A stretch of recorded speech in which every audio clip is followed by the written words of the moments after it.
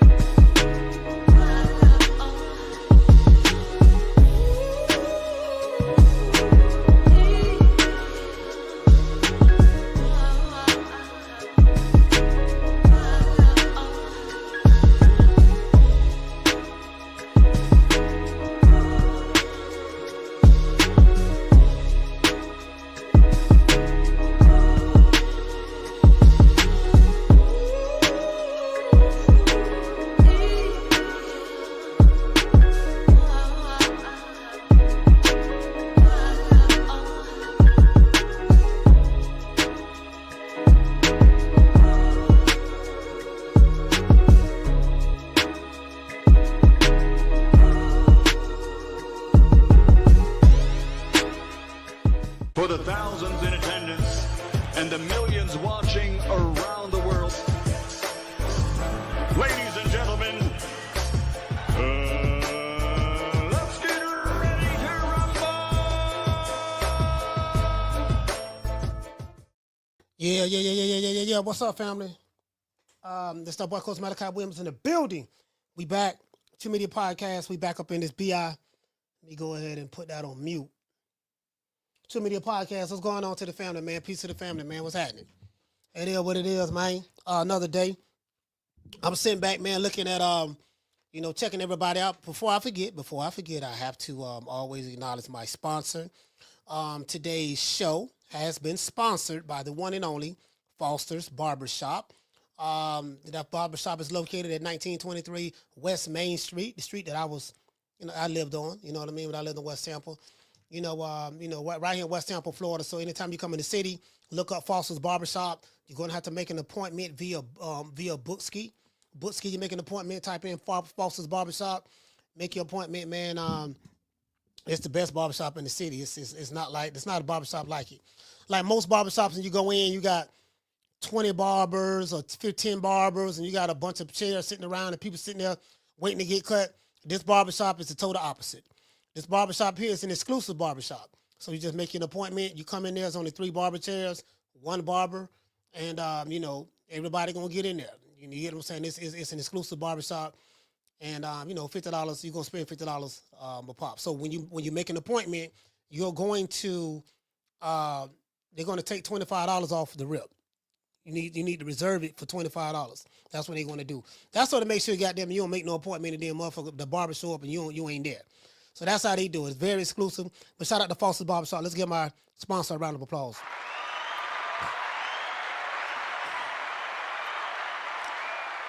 That's a whole nother level there. I don't know any barbershops do that. They probably do it in another city, but I don't know any barbershops do that. Like, nah, you get what I'm saying? It's exclusive, baby. You know what I mean? This right here, man, it's clean as hell in there. Bro, they got, man, I'm talking about it's real nice. You talking about exclusivity. You don't want to be around a bunch of people. This the barbershop that a woman would love. You know what? She ain't gonna pay the kind of money, but you get what I'm saying though. Yeah. Shout out to Chase Money. Chase Money, what's going on, brother? Chase Money in his BI. Chase Money is in his BI. You get what I'm saying? Ain't that wrong with getting no money, man. I ain't mad at you, player. Check it out. I tell these lames all the time. I say, man, instead of hate, man, you better go get you some bread, bro.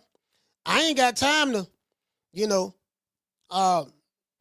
only thing worse than a broke nigga is a group of broke niggas. You know what I mean? And niggas come in many races, nationalities, it don't matter, right? You got a motherfucker sitting around complaining and talk about what somebody else doing and what they got. They ain't got nothing. Nigga, mind your business. You better find, and as the old school players would say, man, find you some business, man. Find some business and go get you some paper, bro. That's your problem. You ain't got no business and you ain't got no paper. You get what I'm saying?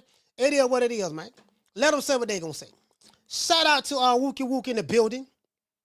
Black Sheep Podcast, salute, brother. Shout out to Black Sheep Podcast in the building. Salute, fam. Hey, Black Sheep, go ahead and drop your y'all got to drop your links in there, man. Y'all want somebody to subscribe to your channels. Y'all got to drop your links in there. Let everybody know, man. Let everybody know it's crack-a-lacking. You know? Shout out to Mo Easy. Mo Easy's in the building. Shout out to Miss Connie. Shout out to Andrew. Andrew, salute. What's going on, fam? Shout out to Andrew. Hold on. Oh, let me see what's up. Y'all bear with me one moment. I'm trying to what is this? It's the post. All right, cool. I'm trying to let me edit this right quick. Copy, do that right there. Discard. Let's go here. All right, cool. Yeah, it is what it is, man. Shout out to Miss Black Panther. Miss Black Panther, what's going on? Would you say yes, sir? Most definitely should be. Yeah, that's what they should be focusing on. You just gotta figure out how to get it. You know the legit way, of course. You know what I mean? You ain't trying to get jammed up. Shout out to Marlon. What did he say? He say those be the best barbershops, real professional. Oh yeah, this is beautiful. Skinny Black, what's going on? He down there in Broward County, stand up. Broward County, stand up. Miss Conner say it's a non-ghetto shop. Oh yeah, it's very exclusive. Very exclusive. Like if you're a celebrity, this is where you want to go at. You want to, everybody treated like a celebrity there. When you're a celebrity, that's the barbershop you want to go to. You don't want to be there. Now I go to some barbershops, like my homeboy Cleve, his barbershop like the Trap. You go there, everybody sitting outside, they're gonna be smoking cigars, because they smoke a lot of cigars, and we got cigar bars here in Tampa. So they go to the cigar bar, smoke, they may be outside burning some weed, or they gonna be in the barbershop playing dominoes. We're gonna be slamming dominoes down, talking shit. You get what I'm saying? This ain't one of them barbershops. You go there because it's very exclusive. Shout out to Ville in the building. Shout out to Miss Connie. O'Keefer, salute. Yeah, man. Yeah, O'Keefer, salute. Yeah, man, it is what it is. Shoot, let me see. Child to the police. Whoa, boy. Child, you is trolling. Anyways. Shout out to everybody in the chat, man. Y'all know this weekend we going live. Well, you know what? Somebody got to send me the link. David Benavidez is fighting David Morrell. It's on pay-per-view. I am not buying the pay-per-view. They try to charge the mofo. They try to charge the mofo $80 to watch that. They don't wait cuckoo for Cocoa Puffs. That fight is not a pay-per-view fight. That fight that's a regular fight on free TV. That's a regular ESPN fight or something. Like these are two guys. They ain't got no belts. I saw one article. They went to talking about, they fighting for. Was that an article or was that No, that wasn't an article. Hold on, let me see something. Was that on the Boxing Voice? Because I didn't see the Boxing Voice today. But however, I didn't see the Boxing Voice, but I did see the title pop up. Let me see something. I think they said in the Boxing Voice, they were trying to say they was fighting for unification or some shit. Hold on, let me make sure I'm saying this right. Hold on. Shout out to The Natural. What you said, The Natural? Unification of interim titles. Man, you can't make this up. True. Bruh, hey, The Natural. Check this out. I thought I was tripping, right? I said, nah, maybe I'm just high. I haven't smoked in the weed up until that point. But I said, maybe I'm just high from yesterday. You get what I'm saying? I smoked that little joint. That little joint probably had me, maybe I'm seeing things. You cannot make this up. What type of word salad is that? Man, I can't believe Ness did that. Man, if I was on that show, I'd be like, man, Ness, are you serious, fam? Unification of intern titles? I've been watching boxing since 1865. I've been watching boxing since 1865. Never in the history of niggerdom have I ever heard of a unification match of intern titles. To this day. I ain't never heard of that. If y'all don't believe me, go Google that shit. Don't everybody believe in Google? Go Google that shit. Go Google unification of intern titles. You ain't gonna find nothing. I'm the best ever. I'm the most brutal and vicious and most ruthless champion there's ever been. There's no one can stop me. My style is impetuous. My defense is impregnable. Fam, you can't make this up. Hey, what you say? Raymond Moore say, niggas unify Reggie belts. Bro, this ain't even a Reggie belt. Hey, Raymond, listen, David Benavidez at the moment and David Morrell at the moment, they don't even have Reggie belts, fam. It's disrespect. These are belts under the Reggie. It's like it's a junior high school belt. It's not even a high school belt. Well, right now we in junior high, dog. You know, we in junior high. This fight right here gonna determine who graduate and go to high. This fight right here gonna determine who go to high school. Bro, they got junior high school belts they fighting for. How you gonna unify that? Man, come on, fam. Bruh. Come on, fam. I think one guy, I don't know, I think David Benavidez might got an intern title. And then WBC intern, David Benavidez got like 3 belts. Every time he go to the ring, his dad be holding up 5, 6 belts. I'm like, why he got all those belts? We know Dimitri Bivol got all the belts. Not Dimitri Bivol, Beterbiev, but Beterbiev got all the belts. He the one that's undisputed. Which belts y'all got? And why he coming to the ring with 5 belts? You got a PapaJohn.com belt, hog head cheese belt, Pork Chop Willie belt, Shouted Big Nuts belt, Charles Edward cheese belt. The man got a Popeye chicken belt. Bro, you got all these belts. We know who the champ is. We just saw the unification match at light heavyweight. The unification match at light heavyweight, one guy had 1 belt. That was Dimitri Bivol. The other guy, Artur Beterbiev, had the other 3 belts. They fought. So Beterbiev was the unified champion, and he fought Bivol to get the 4th belt, to get the 4th Infinity Stone. So we know he unified. He undisputed. Unified, bro. He talking about some unified intern, bro. Unified intern titles. Man, I ain't. Oh, anyways. I will get to the super chat. Shout out to DT, man. DT, salute, fam. Shout out to my main man, DT, man. Don't everybody believe in Google? Go Google that shit. Hey, okay. For dropping that quarter of a damn dub on your boy. Hey, Leroy. Man. Super chat received. Playtime's over, boy. He said, Coach, are you hitting the gym Saturday morning? Need to slide with you. I don't know. Yeah, I don't know. I don't know, fam. I'm glad you said that. I don't know yet.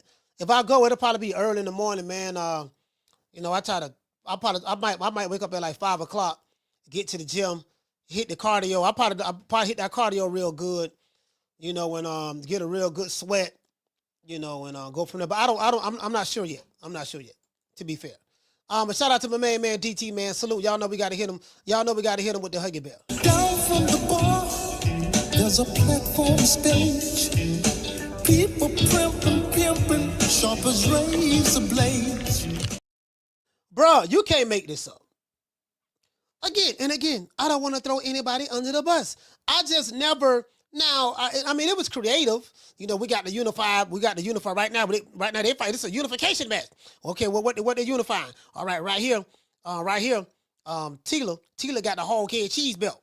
She got the hog head cheese and Popeye chicken belt. Okay, hog head cheese, Popeye chicken belt. Okay, over here, Shouted Big Nuts got the PapaJohn.com belt and the Donkey Kong Jr. belt. So we got PapaJohn.com and Donkey Kong Jr. belt, and he got the hog head cheese and Pork Chop Willie belt. Okay, cool. So they gonna come together and fight. So they gonna put Pork Chop Willie gonna put the Pork Chop Willie hog head cheese titles on the line against the Donkey Kong Jr. and Dragon Ball Z belt. And they gonna come together. Whoever wins, they're gonna be unified. True. Dude, literally, let's just be honest. Ain't neither one of these niggas no champions. None of them. I like David Benavidez. I'm picking David Benavidez to beat David Morrell this weekend. Picking him to beat him, right? I just think he's a little bit more experienced. We're going to see what's up. David Morrell has a better footwork between the two, but we're going to break all that down. We're going to see what's happening. I think the fight going 12 rounds, myself, right? We'll see. But let's be real. Ain't neither one of these dudes no champion. But it's a good. But outside of that, it's a damn good fight. I like the fight. I think we're gonna see. I don't see any advantages that Benavidez may have in this fight. He's a little taller. His hands may be a little bit, I don't know, maybe faster. I'm not sure yet. We'll see. I think David Morrell only has 11 fights. So I remember when Crawford fought, Majamov, he only had 10, 11 fights, something of that sort. And everybody like, oh man, he fighting a dude that got 10 fights. But I guess it's because of Crawford. They don't like Crawford, so anything he do, they gonna hate him anyway. And I understand that. I get it. Okay, well, David Benavidez is fighting the guy that only had 11 fights. And I don't want to hear that, oh, well, that's different. He got the Cuban background. Okay, but the Ukrainian had the Ukrainian background in Majamov. Same thing. Ukrainian background, fought a lot of fights all over the world. Hell of an amateur record. Same thing with Morrell, but it's different. True. It's different. I get it. Trust me, I get it. It's different. Trust me, I know that's different. I already know. If these guys did not have a double standard, they wouldn't have a standard at all. Anyway, let's get into the show. Experience matters. Benavidez versus Morrell. Who comes out on top? All right, this is really a pick'em fight, to be honest with you. I can't really look at this fight and say, all right, I'm 100% sure that Benavidez is going to beat David Morrell. I'm not sure. And I'm not going to say I'm 100% sure that Morrell going to beat David Benavidez. I'm not sure. It's really a 50-50 fight, to be fair. You can make an argument for both guys. Which fighter? When Morrell does these things a little bit better than Benavidez. Benavidez does these things a little bit better than Morrell. Morrell ain't fought nobody, so I really don't know how good he is because he ain't fought nobody, right? I saw his last fight at light heavyweight, so this is going to be this is the litmus test for me to see exactly what Morrell has. This is the litmus test for me. I think this fight is going to go into deep waters. And we're going to see what's up with the Mexican Monster. He's fighting David Morrell. Some would say maybe this might be the. I can't say this is the best fighter that he's going to face because I can't say that because I don't know if David Morrell better than Caleb Plant. Caleb Plant was good, So, anyways, David Benavidez and David Morrell are set to do battle this weekend in Las Vegas, Nevada. Somebody please send me the stream. I am watching this fight for free. I refuse to pay $80, to Amazon Prime and the PBC. I never. That's an old saying we used to say in Tampa. I never watched her. If you from Florida, you are familiar with this, or you came up in the 80s. I never watched her. I never was to pay $80 for this fight. True. I feel like I'm being disrespected. The simple fact that they got the nerve to tell me, yeah, you want to see this fight, you gotta pay $80. Nigga, please. Somebody send me a stream, please, so we can watch this fight, do a fight party for free on a crack stream. Yes, sir. As Rick Glazer would say, they're stealing the fight. All right. Oh well, then it is what it is.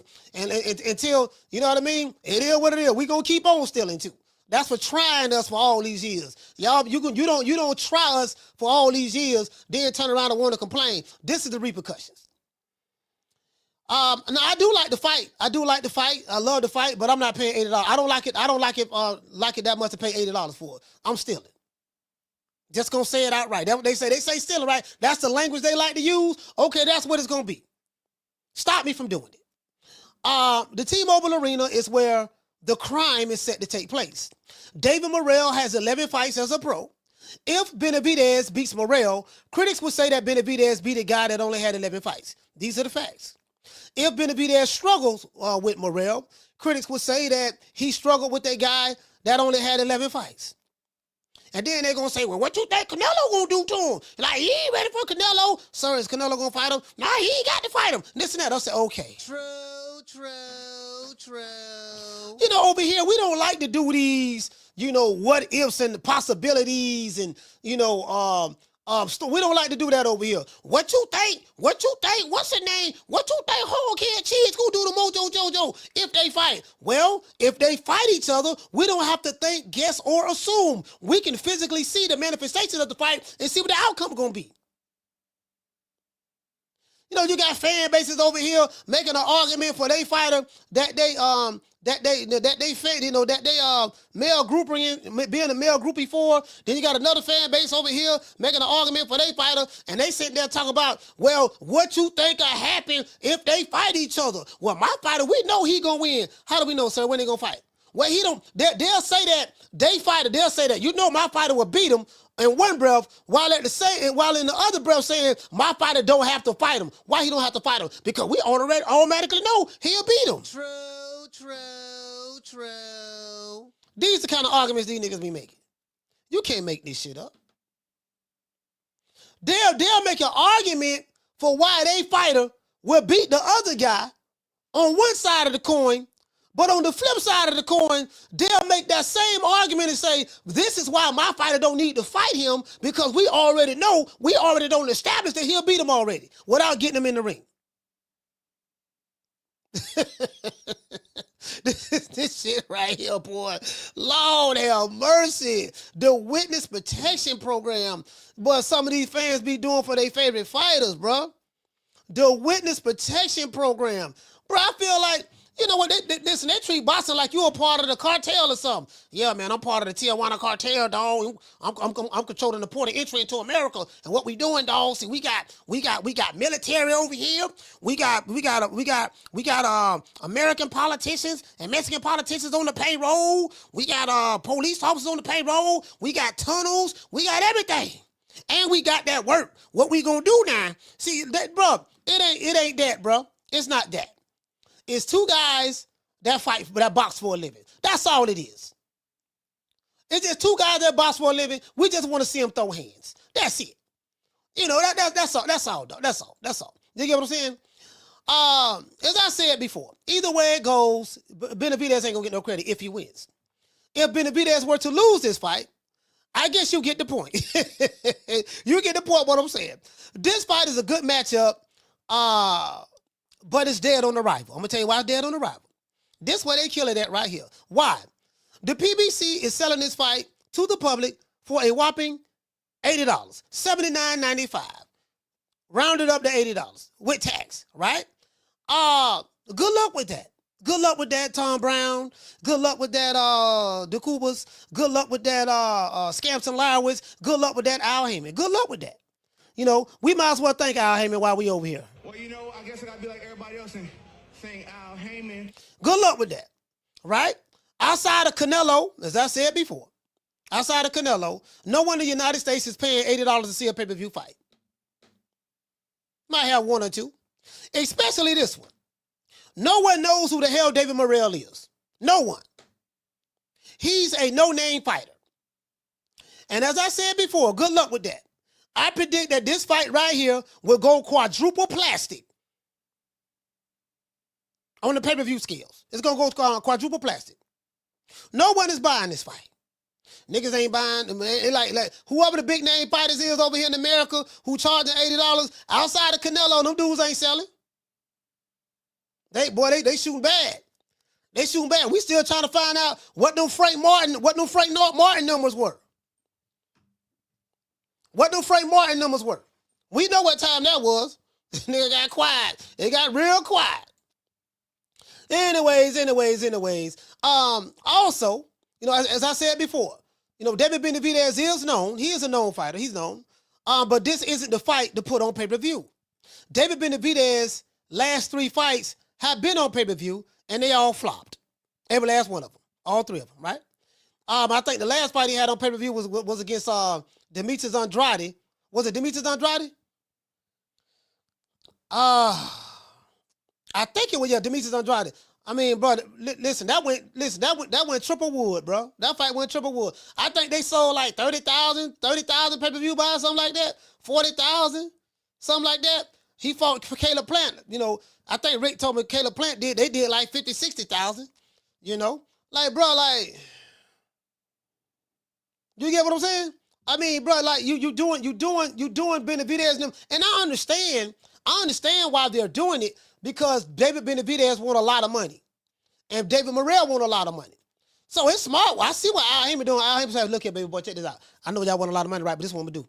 I'm going to give you a whole kid cheese sandwich. I got a 6-pack of Coronas. You know, I got a pack of Annihilators. I got a large pizza from Pizza Hut with anchovies, just like you like it. You get what I'm saying? I'm going to give you this $500,000, $1 million. I'll probably give you $1.5 million, $2 million guaranteed. I'm David Benavidez. I'm going to give you $2 million guaranteed. Don't worry about that. You got the $2 million guaranteed. David Morrell, don't nobody know who you is. We're going to give you a $500,000 guaranteed. $500,000 guaranteed, so that's 2.5 in guaranteed money. Now, David, you said you wanted 10 mil. Well, you're gonna get the other 8 mil on the back end.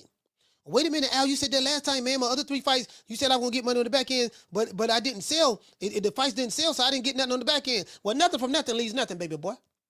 You have a pay-per-view benchmark that you're gonna have to sell in order for us to recoup.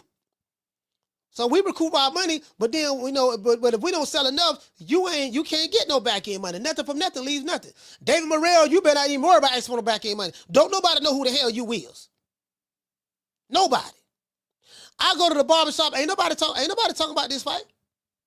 See, that's how I know a fight cracking if it's not cracking. I go to 4 different barbershops. If ain't nobody talking about you in the barbershop, dog, guess what? True.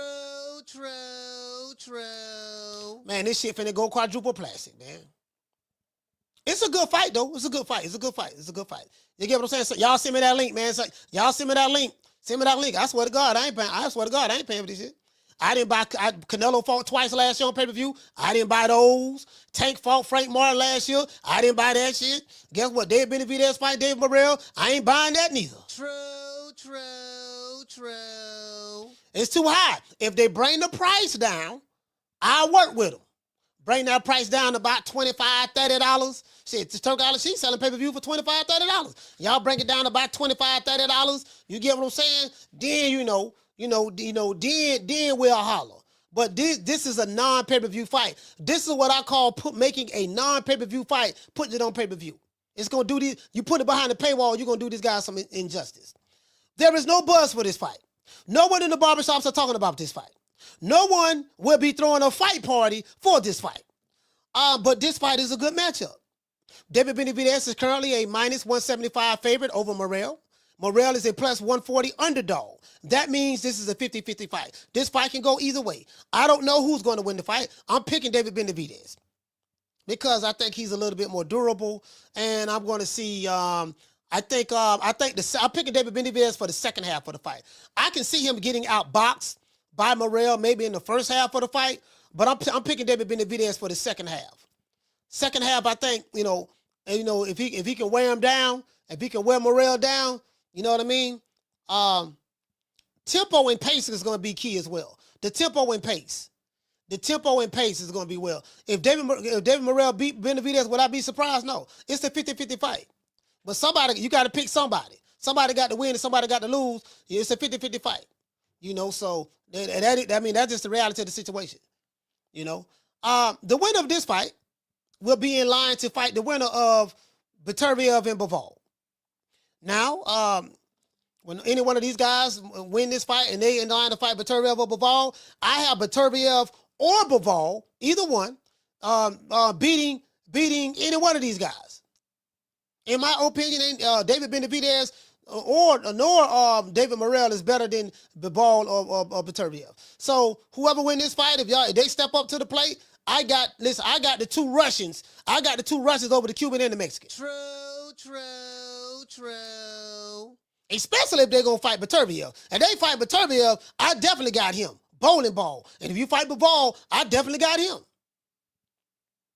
It is what it is. Can Benavidez knock out David Morrell? Because Benavidez been talking a whole lot of trash. I'm going to knock him out. I'm going to do this. I'm going to do that. He say he going to punish him. David Benavidez say he going to punish him. And every time David Benavidez say he going to bring the pain, he brings the pain. Now, I do know that Canelo fans don't like David Benavidez. We know that the Canelo fans are going to be rooting for David Morrell. Not all of them, but a good chunk of them, especially the Canelo maniacs. You know what I mean? The ones the ones who be on everybody live shows, arguing, yelling, screaming, about Canelo. The ones who like to wear his drawers with his face on it that glow in the dark, stuff like that. Those guys. True. Man, look here, man. I'm trying to tell you, man. Anyways. Can Benavidez knock out David Morrell, or will Morrell pull off the upset, which he's a slight underdog? Let's talk about it. T-shirts and hoodies on sale at CoachMalachi.store. Become a member of True Media Podcast by clicking the Join Now button below next to the subscribe. Also, guys, become a sponsor of the show via Cash App, Super Chat, or Zelle. Let's give everybody a round of applause. Yeah. Yeah, it is what it is, man. Y'all go ahead and send me that. Y'all send me that link, man, because I promise you, I swear to God, bro, I am not paying for this shit right here. No, sir. No. Nah.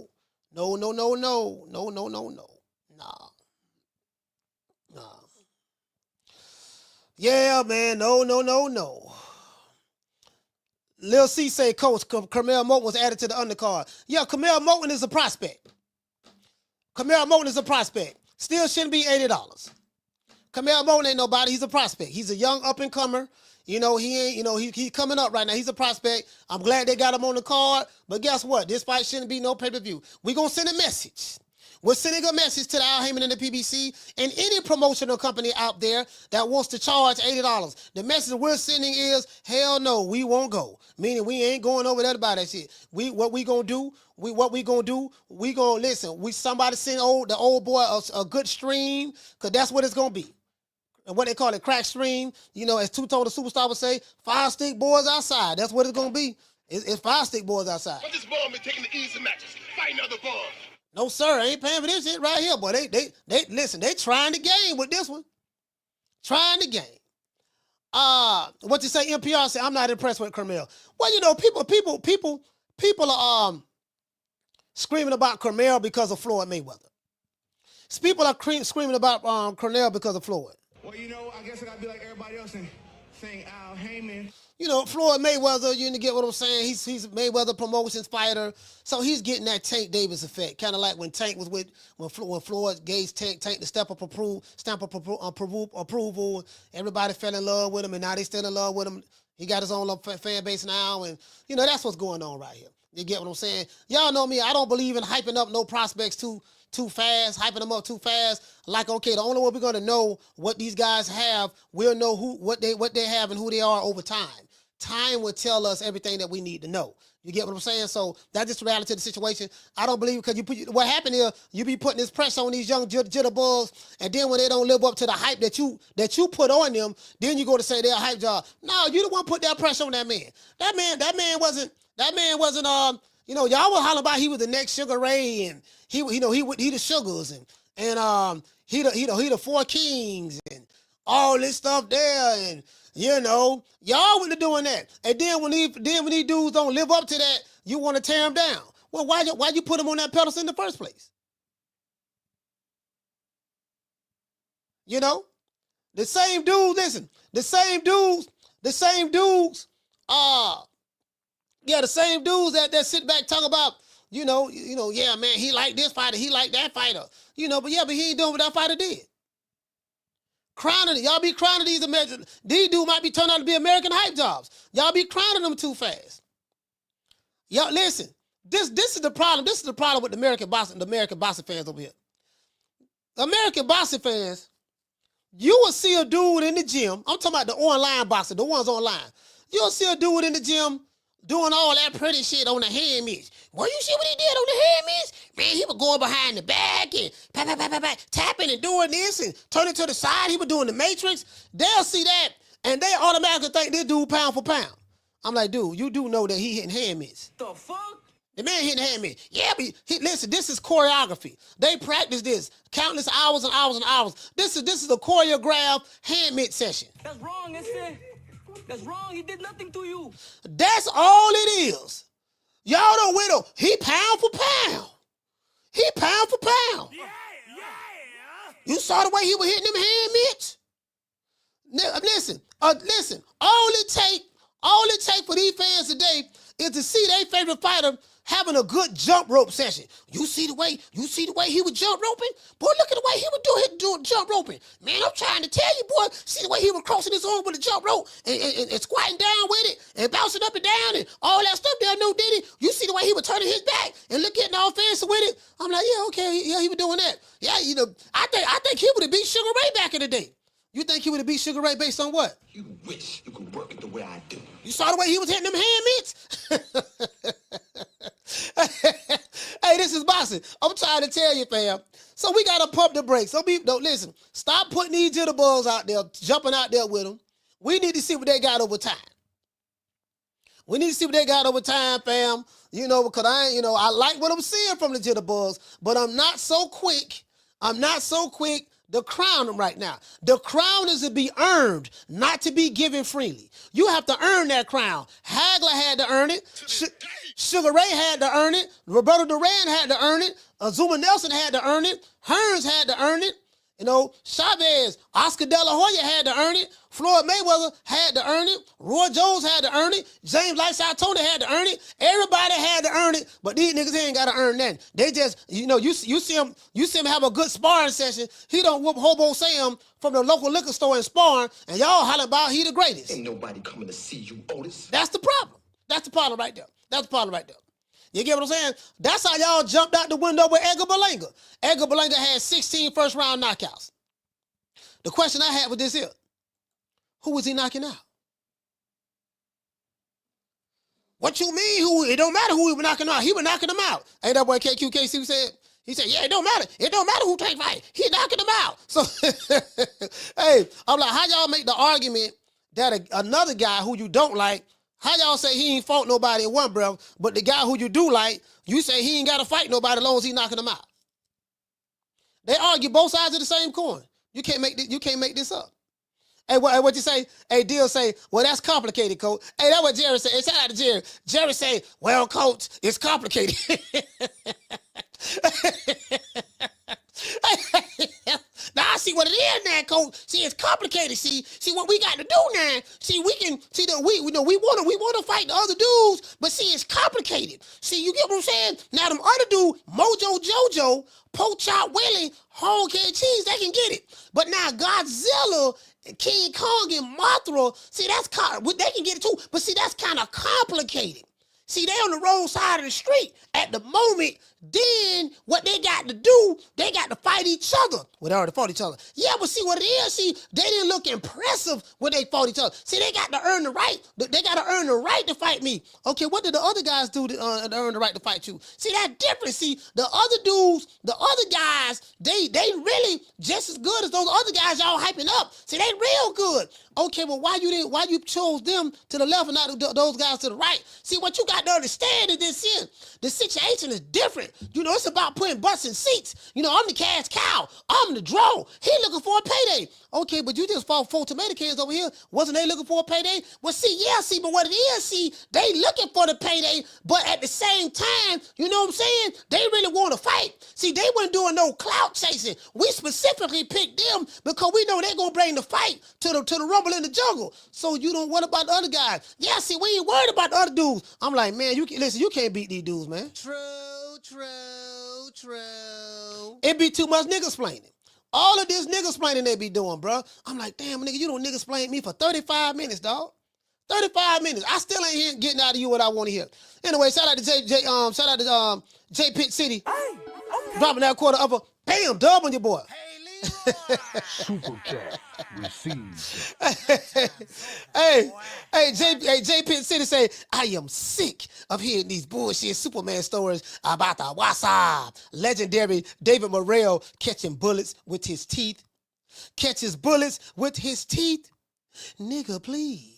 I am sick of hearing these bullshit Superman stories about the Wasa. Legendary Bruce Leroy catching bullets with his teeth. Catches bullets with his teeth. Nigga, please.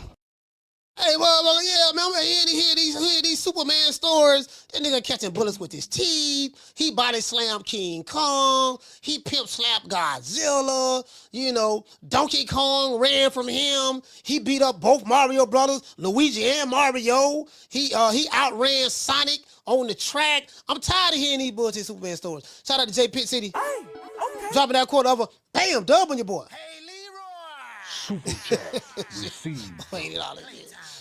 Hey, hey, what it say? He say $80. Who they think they kidnapped? Chelsea Clinton. Hey, not only that. Hey, hello, J Pitt. Check it out. You want? Hold on. You what you want? Yeah, I'll see what it is, man. See, I fight Dave Morrell, but see, I need $10 million. You know what I mean? Who you think it is? DJ Quick? Who you think it is? DJ Quick? No, huh? No, I ain't say Kid Capri? I didn't say that. Oh, you must be Jimmy Walker. Blue, you ain't nothing. You don't deserve nothing. You don't get nothing. You get what I give you. I got a contract between me and you that say you do what I tell you to do. Therefore, shut the fuck. Don't say nothing. Don't speak to me. Don't look at me. I tell you something. Money, you know, I just said. Blue, if I raise up, gonna be trouble. Trouble. I'm walking off. Yeah, man, you get what I'm saying? Look, who you think it is? DJ Quick? Kid Capri? Oh, you might be Jimmy Walker. David, you ain't nothing. You don't deserve nothing. You don't get nothing. You get what I give you. I got a contract between me and you that say you do what I tell you to do.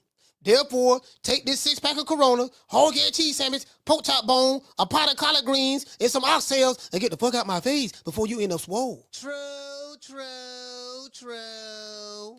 Shout out to the song from the Heights. Hey, okay. Dropping that quarter of a bam, dub on your boy. Hey, Leroy. Super chat received. Playtime's over, boy.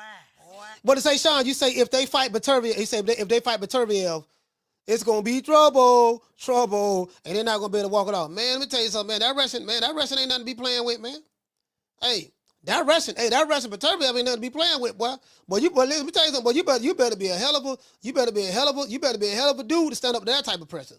For real. Down from the bar, there's a platform stage. People pimping, sharp as razor blades.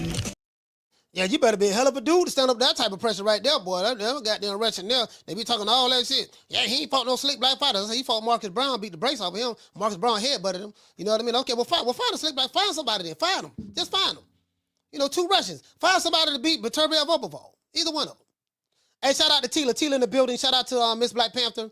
Shout out to Fee. What's going on? Jamie from New York. JC, M. Cole, Superman, Steven, J. Pitt City. What's going on, my brother? Shout out to Poncho.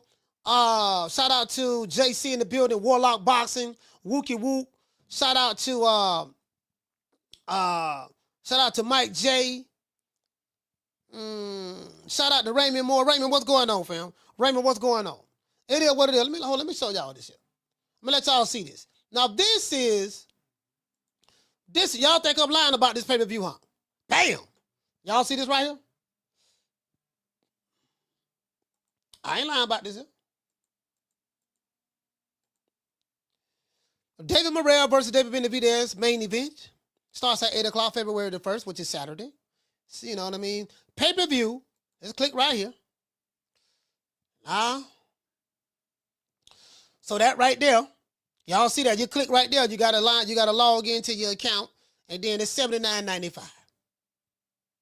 We ain't doing that. How do I get access to this pay-per-view? Main event. Let's go right here. I know how I'm going to get access to it. Somebody going to send me a stream. That's how I'm going to get access. I don't know how nobody else going to get access to it, but I'm going to get access one way or the other. The other ain't going to be paying for it. He say, how do I watch this pay-per-view event live? Okay. Can I record fast forward? All right. I'm experiencing stream issues. What can I do? All right. What can I do if I'm having payment issues while purchasing pay-per-view events? All right. So anyway, this it right here. Let's go back over here and see what's up. Let's click over here. This is from the PBC site. Okay. T-Mobile Arena. Let's see, PBC. All right. Let's see who they got on here. They got Brandon Figueroa versus Stephen Fulton. I like that.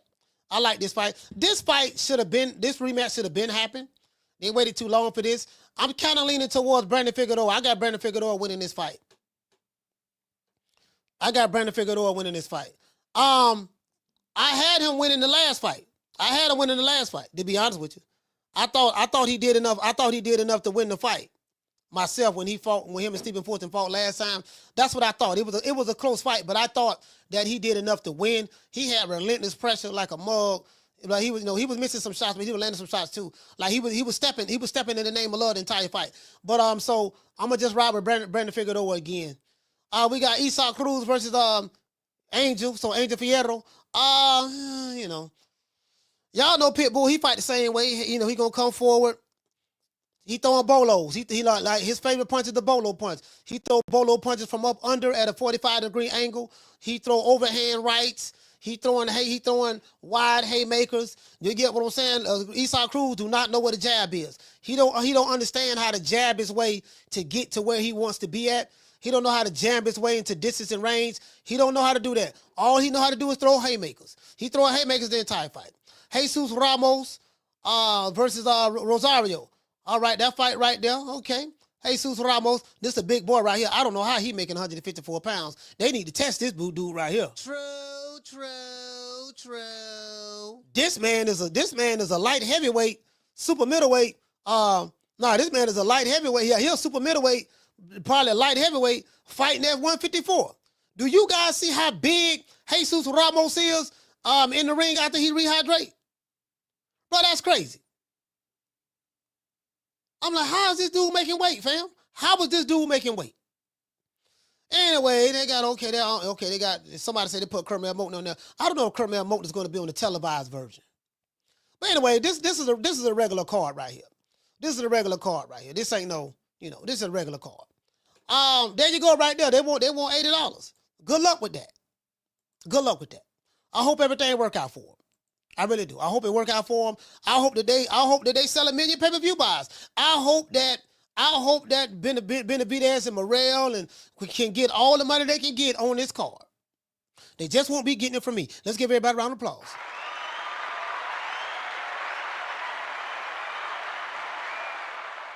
And I got the money to pay for it.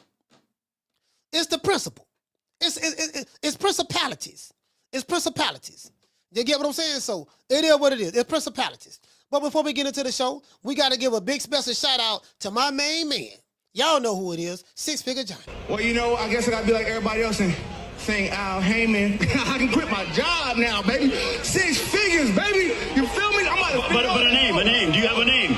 Oh, nah, I ain't got no name, Name them names, man. They know who they is. Name them names, please. The names need to be named. They know who they is. The Mexican Monster. Yeah, man, it is what it is, man. It is what it is. What did it say? JP said he said people forget that Benavidez came in the fight with injuries and still outboxed a world-class fighter. Well, a lot of JP, a lot of fighters come in, a lot of fighters right when they get ready to fight each other coming from a grueling training camp, a lot of them they come in with injuries. Back then, back in the day, you very seldom you didn't have to have a 2-month training camp. You had a 6-week training camp and that's it. Old school fighters believed in 6-week training camps. I know I was talking to my main man Steve Kim and he said that Steve Kim he was real close friends with Emmanuel Stewart. R.I.P. to Manny Stewart. And Manny Stewart said all he needed 6 weeks to get ready for a fight. Doesn't matter how big the fight is. It could be the best fighter you fighting up to date. All we need is 6 weeks. Because the thing is, those guys fought regularly. They wasn't fighting once a year, twice a year. They fought regularly. But they did a lot of sparring too, so they did do a lot of sparring. So they was always kind of in shape for the most part. A lot of those old school fighters, they was always kind of in shape. They didn't need long training camps. Because if you're always fighting, then you in shape from the last fight. You fight, then too, they didn't have the sports science that they have now. Like they got hyperbolic chambers. Well, Michael Jackson had that too. But they got hyperbolic chambers. They got all this sports medicine and science. They didn't have that back then. They had Epsom salt, some ice, Epsom salt, some ice, The nutritionist was the wife. They didn't have all those chemicals in the food back then, and they have back then that they have today too. This, if you look at America today, this is why most Americans, whether they black, white, Hispanic, or whatever, most Americans are obese. They're obese because a lot of the preservatives, a lot of the poisons that they put in this food today. They wasn't putting all look at the women back then. 60s, 70s. Look how they look back then. 50s, 60s, 70s. And then look how the women look now. We ain't talking about the ones who gotta go get the BBLs and all that stuff there. Look at them now. Look at the men back then and look at them now. It's the food, fam. It's just different right now. Different. You get what I'm saying? It is what it is, man. I plead the fifth. I plead the fifth. 5, 1, 2, 3, 4, 5. Anything you say, 5.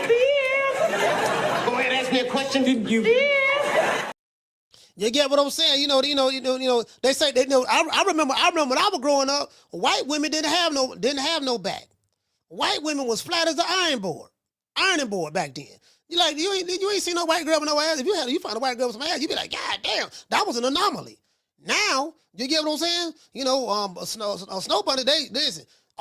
Seem like damn, all of them got some ass right now. See her eyes shining, she's my snow bunny, please. In the winter light, so she's my sweet dust of peace. Talk to my nose, this love has got it so raw. Make you goose, stepping out of control. It's me against the light, snow bunny. Moving on the bar, everything's alright. Got that smooth, so feel. No, that's next to feel along with my snow bunny love. We're party about the night. See her eyes shining, she's my snow bunny, please.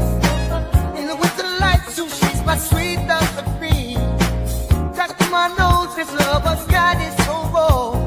Make you goose, stepping out of control.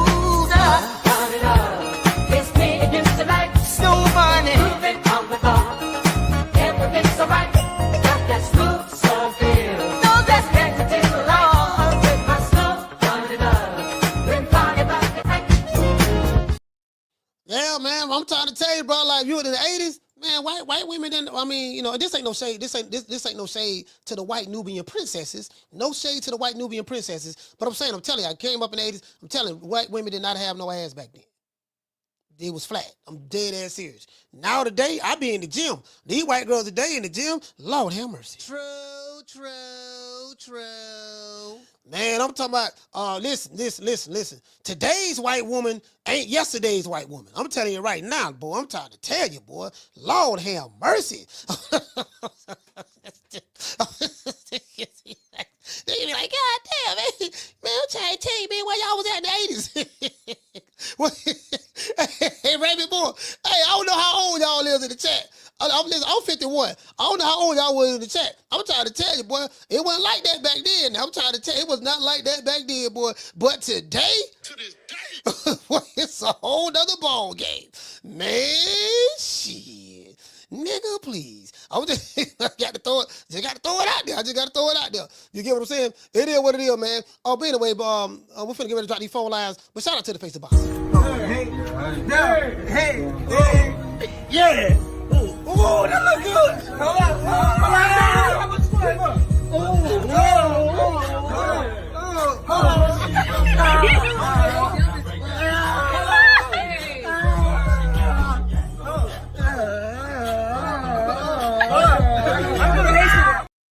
Yeah, man, it is what it is, man. Phone lines open. You want to talk some shit? Call me. Start some shit, bitch. Sup, fool? You gonna talk shit about me, homie? Where you from? Hundreds of niggas is waiting for your motherfucking call, and they all talking shit about you right now. Call the coach at 530-494-9636. We waiting on your bitch ass. Yeah, but I be in that gym 5 days a week, boy. I'm trying to tell you, boy. I know what I'm talking about. Nigga, everybody think in the gym.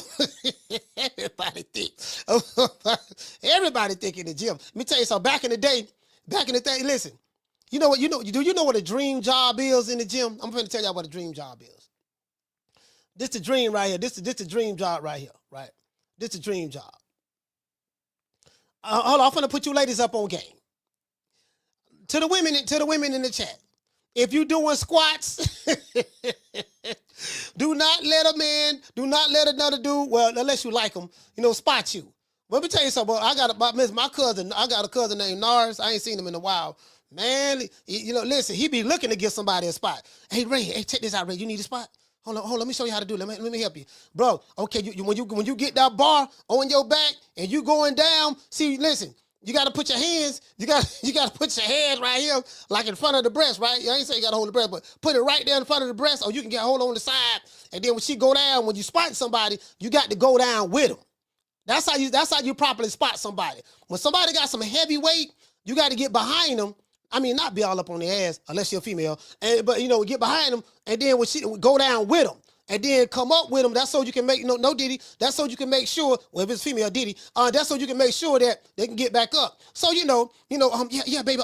What's up? You want me to spot you? Excuse me, help me. Listen, I'm trying to spot. I'm trying to undo these squats. Can you just watch me, make sure I don't fall? Yeah, I got you right here. And this how you do it. Yeah, see what you got to do now. See, once you put it on the back, see you got to go down. You got to go in the bucket.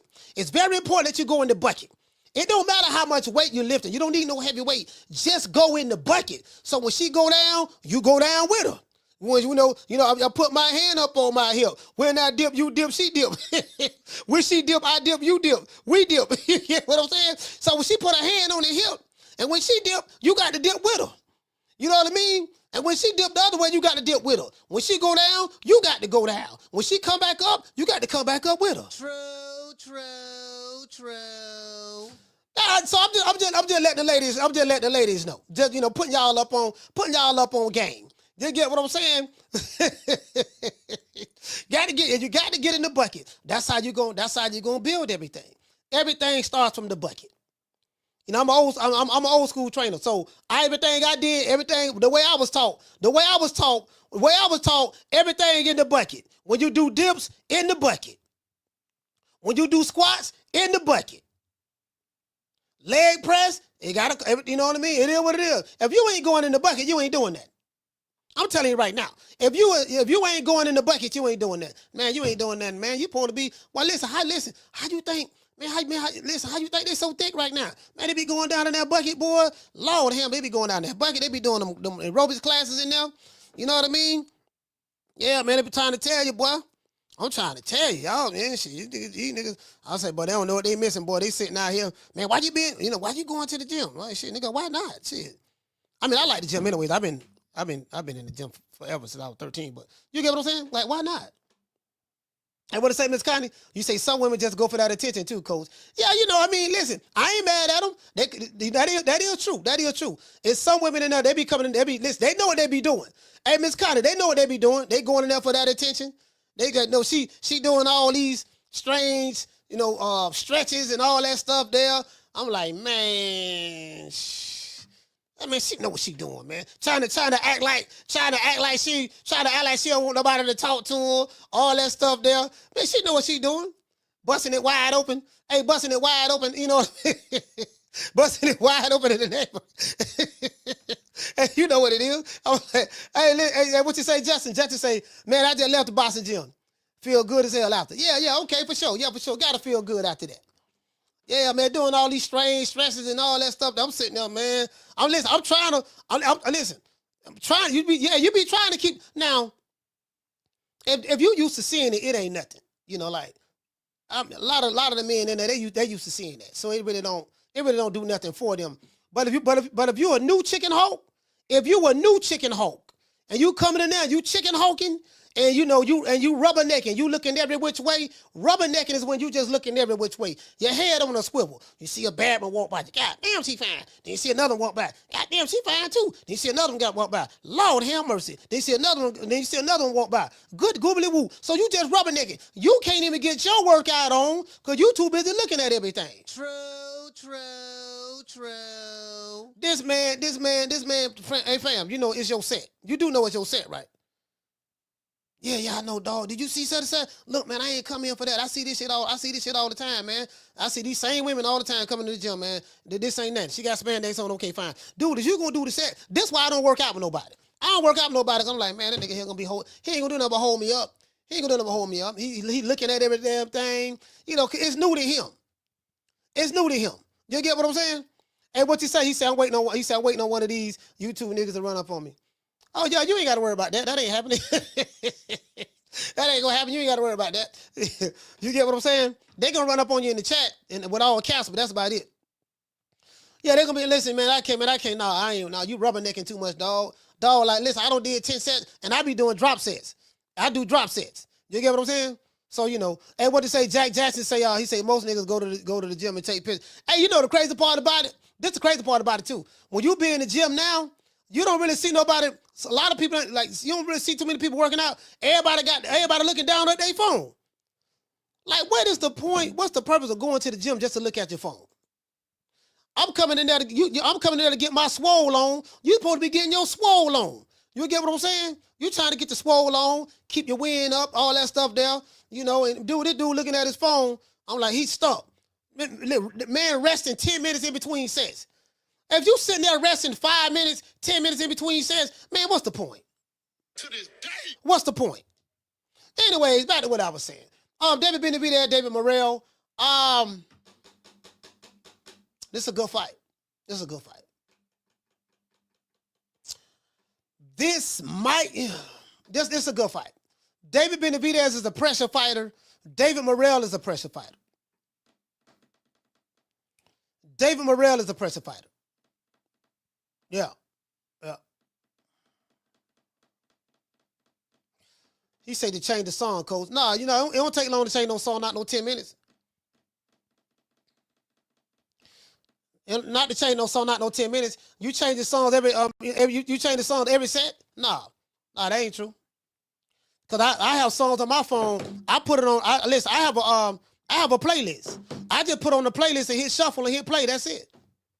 If you want to change the song, you want to change the song, you just skip the song and go to the next one. It don't take you 10 minutes to do that. Shout out to Pete. What to say, Pete? You say this is a damn good fight. I believe so too. I believe so too. Absolutely. That's a damn good fight. Damn good fight. I totally agree. I like the fight. I like the fight a lot. You know what I mean? To be honest with you, Fee. Stylistically, this is what I'm thinking. I'm thinking that, shout out to my sister Lisa Bells. I'm looking at the second half of the fight.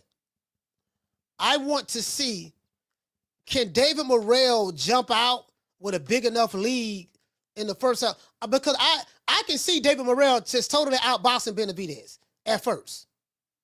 In like the first half of the fight. I can totally see David Morrell outboxing him in the first half of the fight. Because I think David Morrell has better footwork than David Benavidez. And so as the feet go, so is the hands. So, you know, if you have good footwork, he can get in and out. David Benavidez is going to have to time Morrell. Benavidez don't have the best defense in the world. He'll like to lean back sometimes to put his hands, go in the high guard, let the dude punch him. Then he'll put his hand down and smile at him. And then he'll step a little bit more. But what happens is, as the fight goes on, Benavidez, pap, he starts touching you. Pap, he'll touch you here. Pap, touch you there. He has a nice left hook to the body. Benavidez has a nice left hook to the body. He does. And he has very fast hands. Once he get in close quarters, he got some really fast hands. And he got some good power, because I saw what he was able to do with Caleb Plant. Caleb Plant is a phenomenal boxer. Caleb Plant was looking real good the first half of that fight. He was getting off real good. But what happened was Caleb Plant got David Benavidez wore him down as the fight went on. The second half of the fight, that's when Caleb Plant lost it at. He got tired. He got wore down. So I need to see, can David Morrell stand up to that? Stand up to that kind of pressure. He ain't fought nobody. Yeah, I can't tell you one person he fought. So I want to see, can he stand up to that? I fully expect David Morrell to jump out in this fight. Jump out in this fight. But the second half of the fight is what I'm looking that I'm looking at. The second half of the fight is what I'm looking at. Shout out to Julio Guzman. What you say, fam? Hold on. Let me pull y'all. Second half of the fight, what I'm looking at. He said Morrell got 3.5-inch reach advantage. He does? Where at? Let me see. Well, we can pull it up right now. Says David Morrell. He has a 7.5 inch reach advantage. Yeah. Now he has a 4-inch reach advantage. David Benavidez has a 74.5 inch reach advantage. He has a 4-inch reach advantage. 4-inch reach advantage. But you can negate reach. You can negate reach with timing and speed. Timing you can take the reach away. But you can take the reach away with timing and closing the distance. If you can close the distance on a fighter, you can take that reach away. If you can close the distance and know how to slip, you got to know how to slip or block, and then counter off the block. You get what I'm saying? You can do that, but if Benavidez can't do that, I'm gonna be honest with you, fam. This gonna be the fight. This gonna be a fight of two halves. It's gonna be a fight of two halves. Because David Benavidez, like you said, David Morrell has a 4-inch reach advantage. David Benavidez is taller only about a little bit, but yeah. David Morrell is more athletic. David Morrell is has the better footwork. He didn't really look all at his last fight, but no did David Benavidez in light heavyweight division. But I think it's a good fight, great matchup. You know, hold on, let me let y'all see this. I think Vegas, as I read to y'all, Vegas have David Benavidez favored by, hold on. This is the Ring Magazine. Let me show y'all this. 6'2", all right. And David Morrell is a southpaw. I forgot to mention that. David Morrell is a southpaw. This is going to be a hard fight for David Benavidez. It's going to be a hard fight.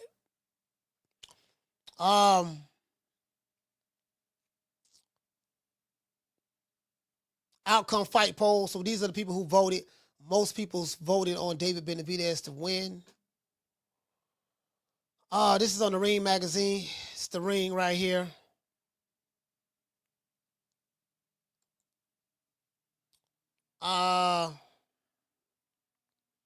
David Benavidez look at you and go to smiling. That's the thing, though, right? The man look,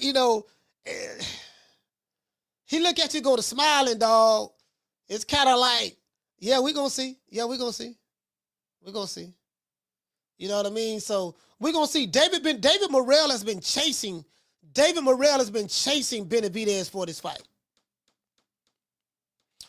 David Morrell has been chasing Benavidez for this fight, literally. You get what I'm saying? Let's see. This is the Ring right here. Let's see what the Ring rankings is. Let's see what the rankings is that light heavyweight.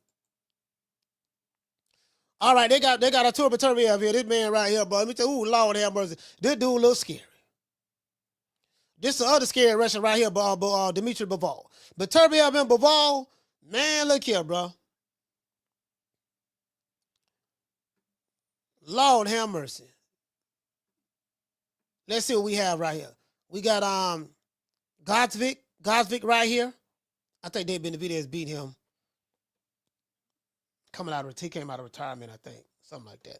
David Morrell ranked number 8. See, David Morrell is ranked number 8. He got 11 wins. Only had 11 fights. We have this guy right here, Imam. Imam is ranked number 10 with the Ring. He only has 9 fights. But I'm pretty sure he has a whole lot of goddamn amateur fights. That's why y'all you can't always look at these. Like, when you see somebody that don't have that many fights fighting for a title, it's because he don't have a million amateur fights. Very similar to Lomachenko.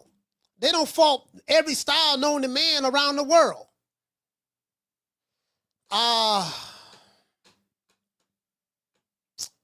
Yeah, light heavyweight kind of light, so. Number 8 versus. Okay, let's see what kind of belts they have. Let's see. Hold on. Let's go to the WBC. What belt they? Let's see. No, let's WBC. And let's go to light heavyweight. What kind of belts they got?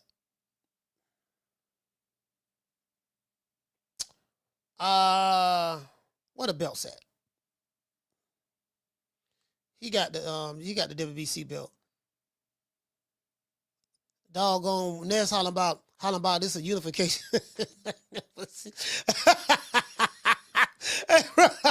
Hey, bro, I've never in my life seen a unification match for Reggie. I can't even call these Reggie belts. You got what they 2 intern champions? Oh, let me see what's up. Let me go to the WBC. Let me go to the WBC, right? Let me do this here right quick. Shit. WBC. Like, what are they fighting for? WBC.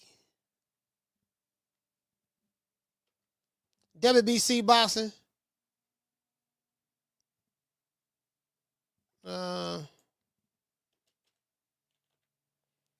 Let's see what they have. Mauricio Suleiman. Let's see what they have right here. I want to see what these belts is. I want to see what these belts is they got right here. All right. This is WBC right here. Let y'all see this. All right. Badu Jack, cruiserweight. Let's go to light heavyweight. All right, let me tell you something. You see how mean this dude look right here, man? Did you see how mean? Bro, this dude looks scary, bro. This man look like he could be in a horror movie or something. This dude looks scary, bro. I don't know who. Listen, you gotta be a fool to want. You gotta be a hell of a fighter to want to smoke with that dude right there, boy. Shame, man. Them goddamn Russians, man. Them Russians ain't nothing to be fucked up with, man. Shit, man. Shit. Anyways, Dimitri Bivol. Let's see. Who the hell? Benavidez is it Benavidez over here? Oh, intern champ. David Benavidez got the intern title. All right. David Benavidez has the intern. Okay, so he putting that on the line. All right, let's go over here. Benavidez has the intern. All right, let's go to WBA. Cause I'm trying to see what, at light heavyweight. I'm trying to see what the hell going on. Like, they only talking about the unification match. These niggas ain't, shit, intern title. Well, I guess the intern title do count for something. All right. Oh, wait. How is David Morrell? David Morrell has the Reggie belt title at light heavyweight? Hold on. When did David Morrell, who did he beat? WBA light heavyweight world title. David Morrell versus Benavidez Jr. WBA world light heavyweight. Wait a minute. Who did he beat? He only had one fight. At light heavyweight.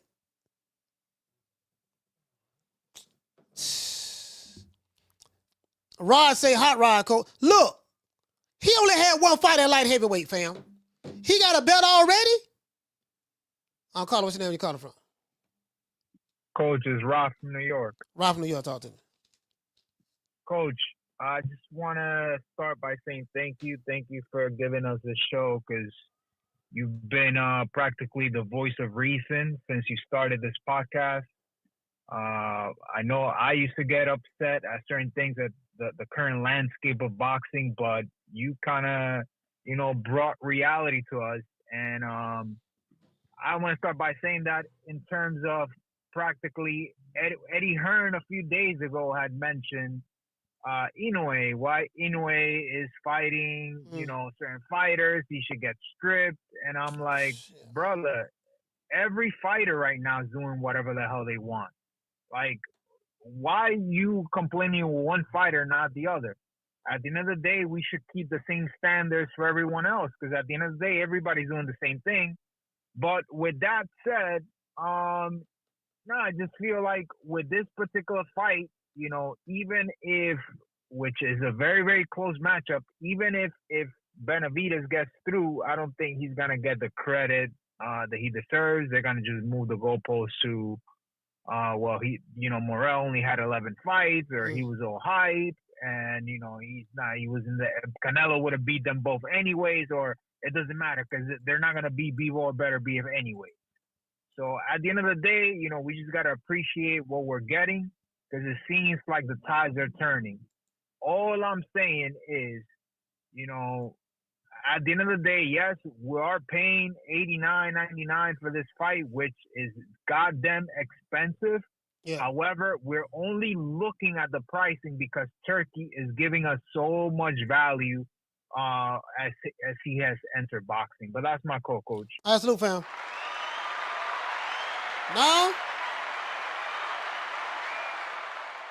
No, my decision not to buy the $80 fight, it ain't got nothing to really do with Turkey. It just got to do with, I don't feel like this is an $80 fight.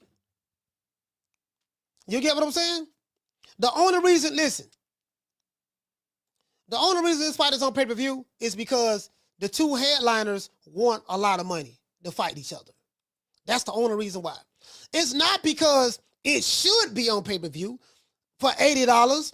It's because David Benavidez and David Morrell want millions of dollars to fight each other.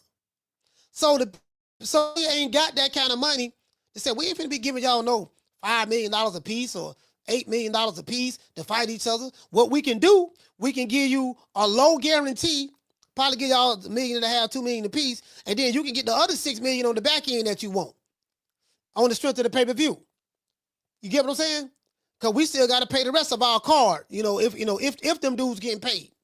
So, yeah, that's the only reason it's on pay-per-view. Not because it should be on pay-per-view. It ain't like this a Manny Pacquiao, Floyd Mayweather, or Ryan Garcia, Tank Davis, or Beterbiev, Bivol, or Tyson Fury, or Alexander Usyk, and those fights wasn't $80. Yeah, that's it. It should be lower. It should be about, I can work with $40. $40, if it was $40, I can work with 40. I can work with 40. Listen, I had the money to buy the fight. The money is not the issue with me. It's the principle. It's principalities. I know they're trying to rob the bank. Shout out to Swift. Hey, okay. Jumping out $2 super chat. He said they fighted to be undisputed interim champ. No, I'm looking right here. So, this is what threw me off. David Morrell had the WBA Reggie belt at super middleweight. Apparently, his last fight in Los Angeles, he fought for the vacant Reggie belt at light heavyweight. So as soon as he moved up, he won the vacant WBA Reggie belt. We know who the real champ is.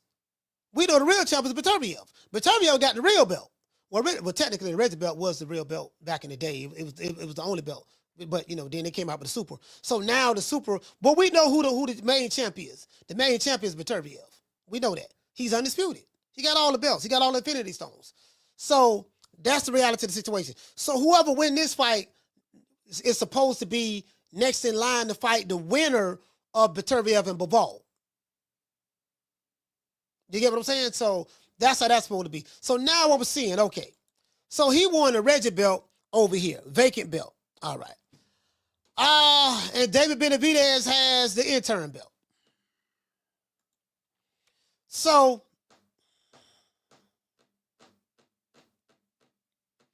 technically, it's a title fight. Shout out to Foodie. Technically, it's a title fight. Technically it's a title fight. I can't, I got to keep it real. It's a title fight because, it's for the Reggie belt. The interim belt now, that ain't no title belt. The interim belt is supposed to be a belt that puts you in position to fight the champion. That's what it's supposed to be. But, David Benavidez has had the interim belt before at super middleweight, and he still couldn't get a fight with Canelo. So I really don't know what's the benefit of having it at this point. So, it don't matter. Neither one of them going to beat doggone Bivol or Beterbiev. I don't see neither one of them. Listen, if they fight Bivol, if they fight Beterbiev, they getting slept. Benavidez or Morrell, I don't give a damn. If they fight Beterbiev, they getting slept. Listen, it's two things. It's two things going to happen. They're going to get knocked out. Three things going to happen. They're going to get knocked out. The ref going to throw the towel in. No, the ref going to start the fight, or the corner going to throw the towel in. True. True. Man, listen, that motherfucker Benavidez, man, that's a hard hitting mofo, bro. He know how to cut that ring off too, and he can box. He know how to cut that ring off. You know, you might touch him a couple of times, but when he get close enough, boom. When you go to feeling that power, he has perfect balance in both hands. Thunder and lightning in both hands. When he throw that left hook, boom. When he throw that right hook, boom. And he throw that looping hook over the top. That's something them Eastern Europeans do. He throw that looping hook over the top, that bolo over the top. Bro, I saw when he fought Anthony Yard, and when he had Anthony Yard on the ropes, Anthony Yard was in the high guard, and Benavidez threw a looping hook and hit this man on top of his head and dropped him. True. It hurt him right there. Boom, he hit him. Then I think he came back with something else and he folded. That's when he first went down. I was like, man, this motherfucker right here, man. Bro, fam. Like, you get what I'm saying? I'm like, bro, this is crazy.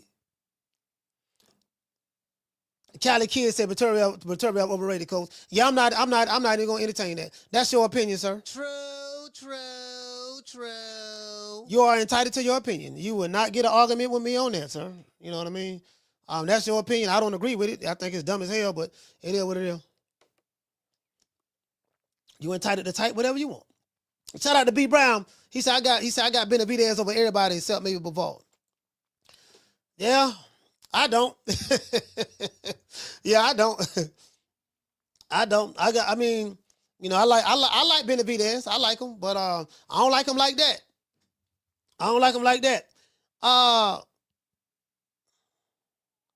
Shout out to Tony. Tony, what's going on, fam? Shout out to Tony. Deal 87 he said you don't know shit about boxing. Yeah. When you say Benavidez already, I'm like, ooh, Lord, he don't need him. Matter of fact, all right, dog, give him some dap and just walk off. I'm gonna exit to the left that way. Shout out to Justin. He said, you know how hard the top of your head is. Hey, Justin. Do me a favor, fam. Go back and look at that fight when Benavidez and Anthony Yard fought. Look at that first knockdown. That first knockdown, bro, he was wearing him down because Anthony Yard was getting off. He was doing his thing. I'm not gonna lie. Anthony Yard was getting off. Cali Kid, what you said? You said you wearing Canelo draws. Oh, Lord have mercy. Oh, because I don't agree with you. I'm wearing somebody's draws. Okay, well, who draws you wearing?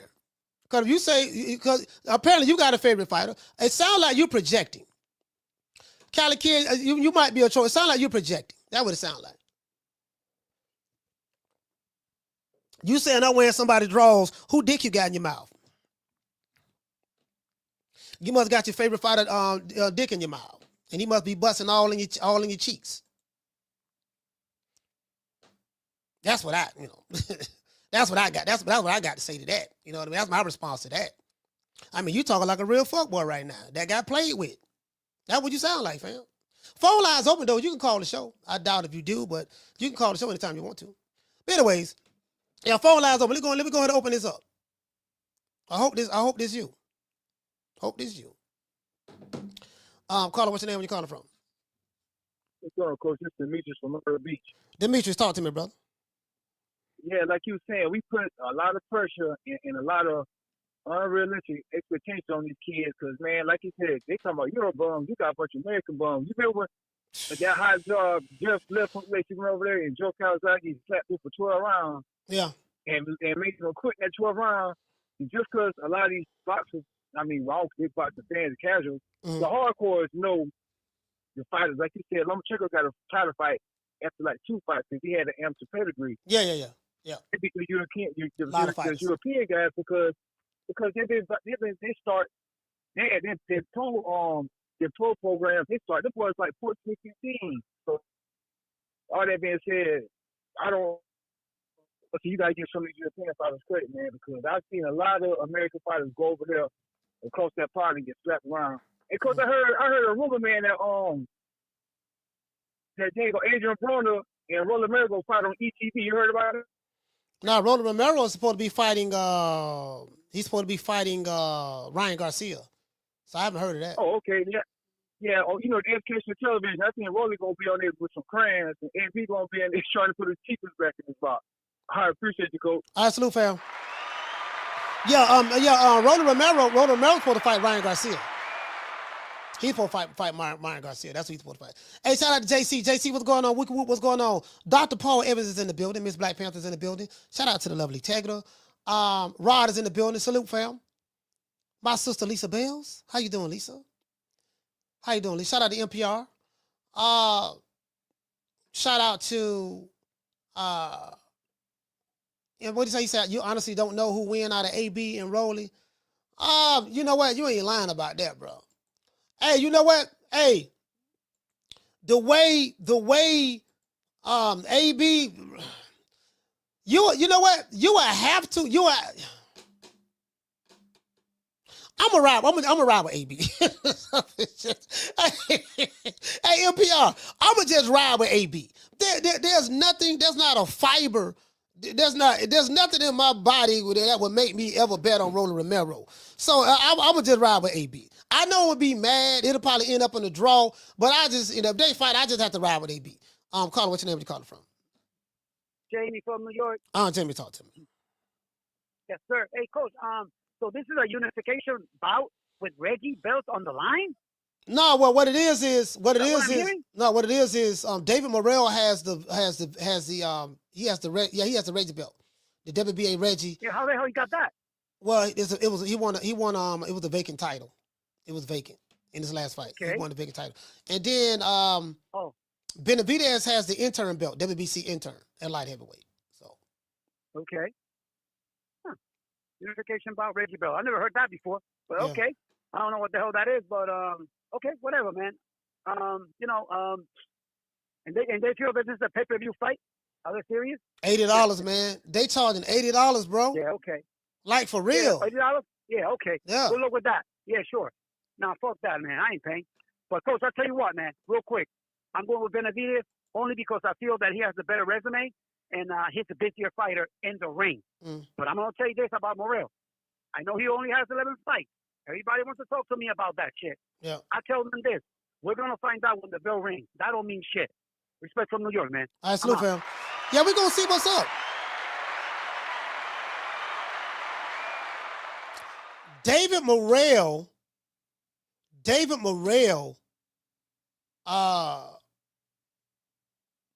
hold on, wait a minute. Let me see what it says. Edgar Berlanga's name, super middleweight, mandatory challenger. Oh, okay. Now I was reading something. David Morrell is trained by Ronnie Shields. He has a good trainer in his corner. He has Ronnie Shields in his corner. I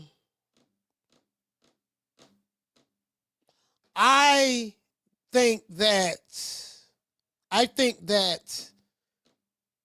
I said, this is a 50-50 fight on paper. Hold on, let me see. Let me let y'all see this. Benavidez versus Morrell odds. Let's pull this up. Okay, that's Yards Maker. No, Yard Barker. Shout out, let's see. Sports bet listings.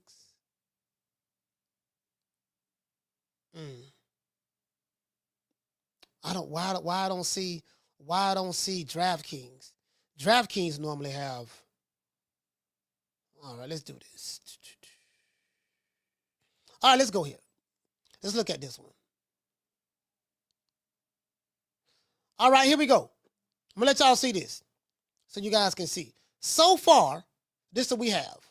David Benavidez.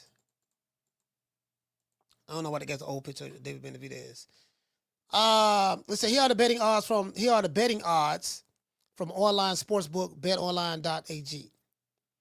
They have David Morrell, a plus 165 underdog. David Benavidez is a minus 205 favorite. When I see odds this close, it tells me it's a 50-50 fight. When I see odds this close, it tells me it's a 50-50 fight. That's what it tells me. So, both men are young. Say David Benavidez is 28. won the vacant WBC middleweight belt September 2017. He lost it. He lost his belt a couple of times, tested positive for cocaine, and he lost it on the scale. On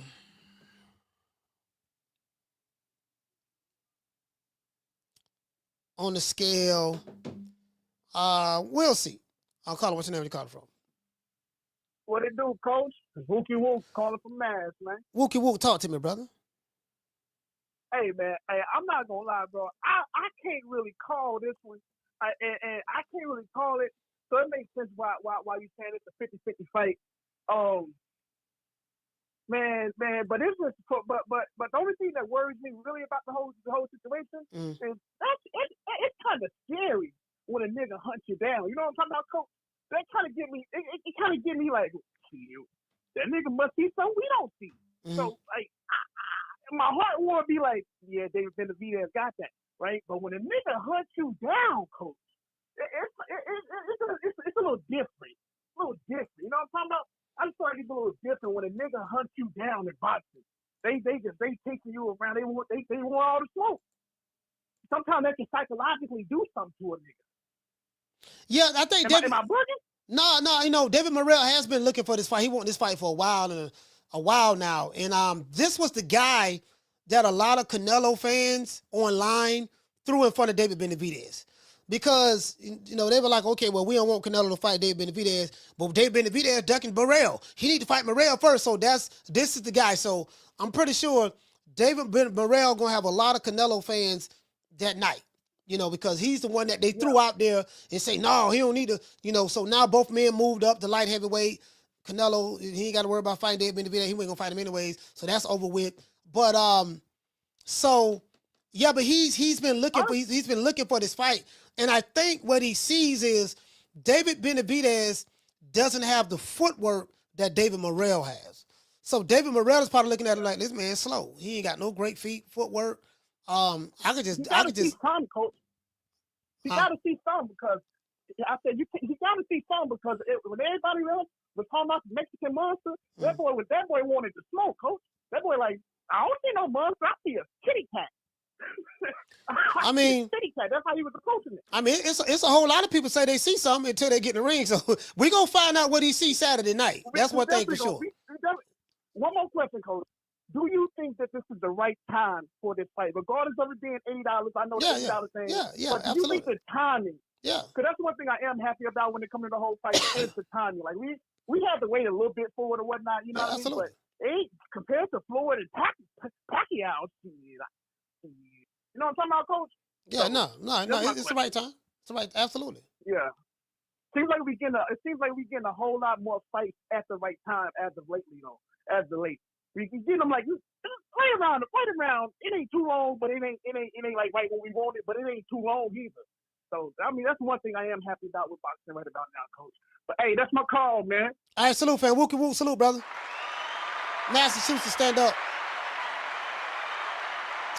Hey, look at this article right here. This guy said Benavidez is a powerful slugger with a lot of energy and aggression, while Morrell combines speed and power and superior boxing skills. However, Garvik, Demetrius Andrade, and Caleb Plant were also better boxers than David Benavidez, but he made sure he threw enough leather to beat them.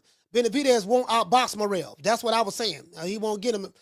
In the first half of the fight, I don't see that happening. He won't outbox Morrell, so he needs to stick to what he's been successful at so far, which is to simply overwhelm his opponents with heavy artillery. He needs to work his way inside, though, which he will. He will have to do that. I totally agree. And it's going to get tagged numerous of times on his chin. It definitely needs to hold out. I totally agree with that. I foresee this fight being like that. I foresee Morrell jumping out on David Benavidez, touching him. You know, but I think he might be the faster fighter because he has the superior footwork, and he's going to work the angles, and he's a southpaw. So David Benavidez is going to have to beware of the weak side attack. The weak side attack that southpaws like to come with, right? He's going to have to be aware of that. But nobody has to tell Benavidez to let his hands go when it comes to have to let his hands go as it comes to him naturally, for him to put up. So, you know, he could be surprised by Morrell's speed. He could be surprised by the speed. Hold on. Carla, hold on. This article said he could be surprised by the speed and power. Neither boxer looked particularly sharp in their last outing, but if they decide to go at it this weekend, which they will, it has the potential to be a candidate for Fight of the Year. I totally agree with that. But it also can end up being a bit of a chess match due to each other's power. I didn't look at it that way. He might be right. This battle could go either way, and a draw could also be possible. I give the slight edge to Benavidez, though, as he's naturally a bit more aggressive. We'll see. Carla, what's the name? Where you calling from? Hey, what's up, Coach? It's Mo Easy, baby. What's up? Mo Easy, talk to me. So I know I haven't been like on the chat lately, but I've been working, and my birthday was just last Sunday, which is the Sunday that just passed. So happy belated birthday. I'm pretty much, thank you. So pretty much I'm going to be like celebrating some tonight. So I got a couple things going on. My sisters, they surprised me to do something. And I got a friend guy of mine, he's about to take me out to go get something to eat tonight. So I've been like off and celebrating. So I'm looking forward to like celebrating tonight. And, you know, I just want to shout out to everybody in the chat that gave me an early birthday wishes, shout out. And I just want to call in, Coach, to just tell you what's going on with me. Oh, okay. All right. Well, listen, I hope you have a good date. You know what I mean? Then listen, just make sure he don't take you to McDonald's or nothing, you know, or Chick-fil-A. Talking about, yeah, babe, I'm finna take you to a luxury restaurant, and he take you to Chick-fil-A. Nah, you know, just make sure he don't do that. Cheesecake Factory good, but if he gonna take you out, make sure, back in my day, we used to take the dates to the Red Lobster or you know, McDonald's was good when we was a teenager. We go, baby, go ahead and get your quarter pounder, ball out. That's what you want. Ball out, get whatever you want. You get what I'm saying? But just make sure he don't take you to Chick-fil-A. Right. No, he already showed me like reservations. It's like a good friend of mine. So I mean, he's not just taking me just any old place. So he made reservations, and I checked it out. I had some suggestions too, but yeah, he said to me, he going out good with me. So we finna hang out a little bit. All right, for sure. All right. Well, Moise, thank you for calling the show. Hope you enjoyed your birthday. Well, I know your birthday was Sunday, but I hope you enjoy the dinner. All right. See y'all. Love y'all. All right, peace. Shout out to Moise. Yeah, man. Hey, we like, Moise going out on a date, man. Let's just play this music for her. Make it last. Make it last forever. Don't let I love you.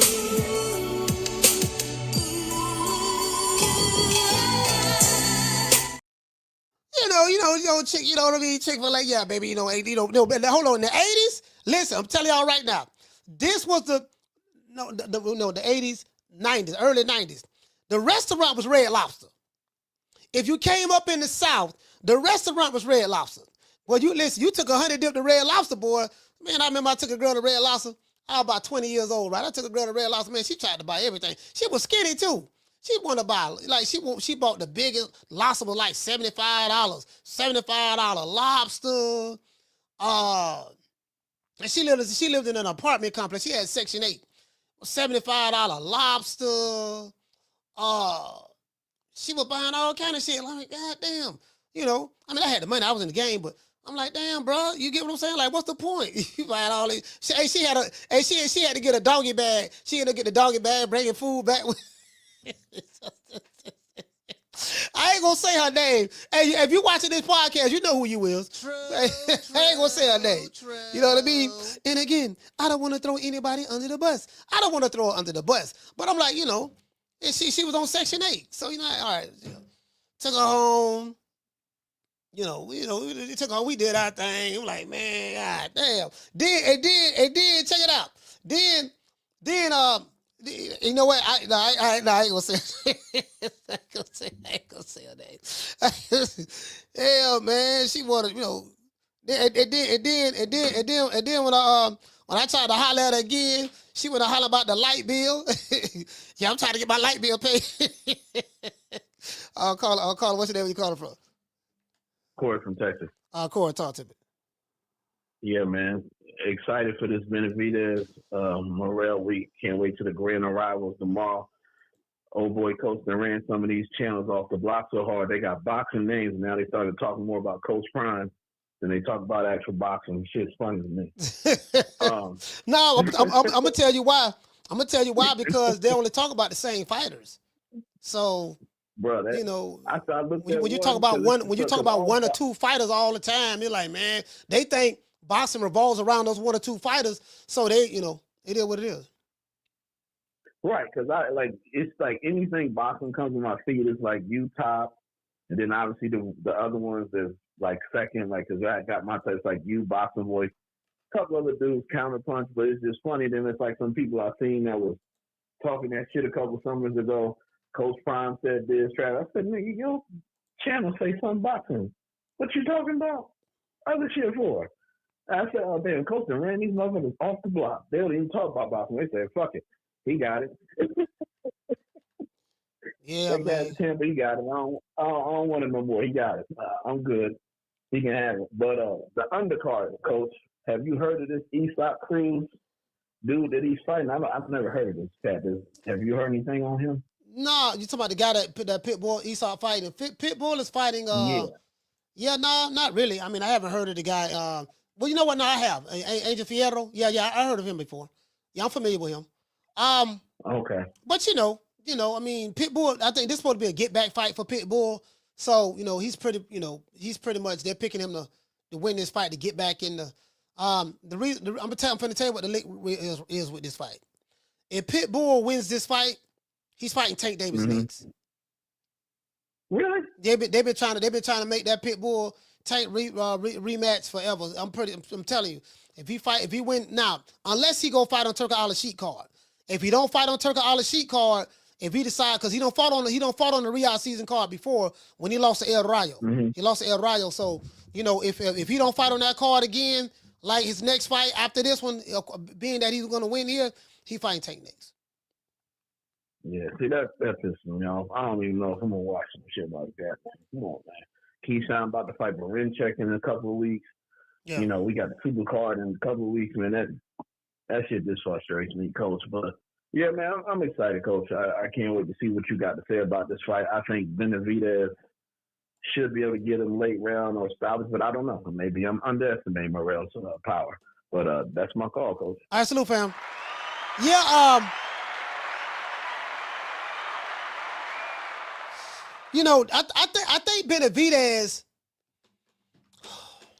he's going to have to wear this kid down in the second half of the fight. He's going to have to wear him down, go to the body. He's going to have to wear him down. He's a southpaw. He's going to have to wear him down, get the timing down right and stuff like that. That's what he's going to have to do. We're going to see what Morrell has in the second half of the fight. If it go 12 rounds,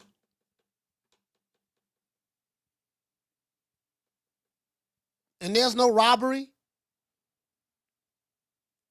I can potentially give it to David Morrell. If it go 12 rounds, if it go 12 rounds, I think unless David Morrell is getting beat up. If he's getting beat up, like from the 6th round on up, if he's getting beat up, but it go 12, then I can see Benavidez winning, of course, a decision. But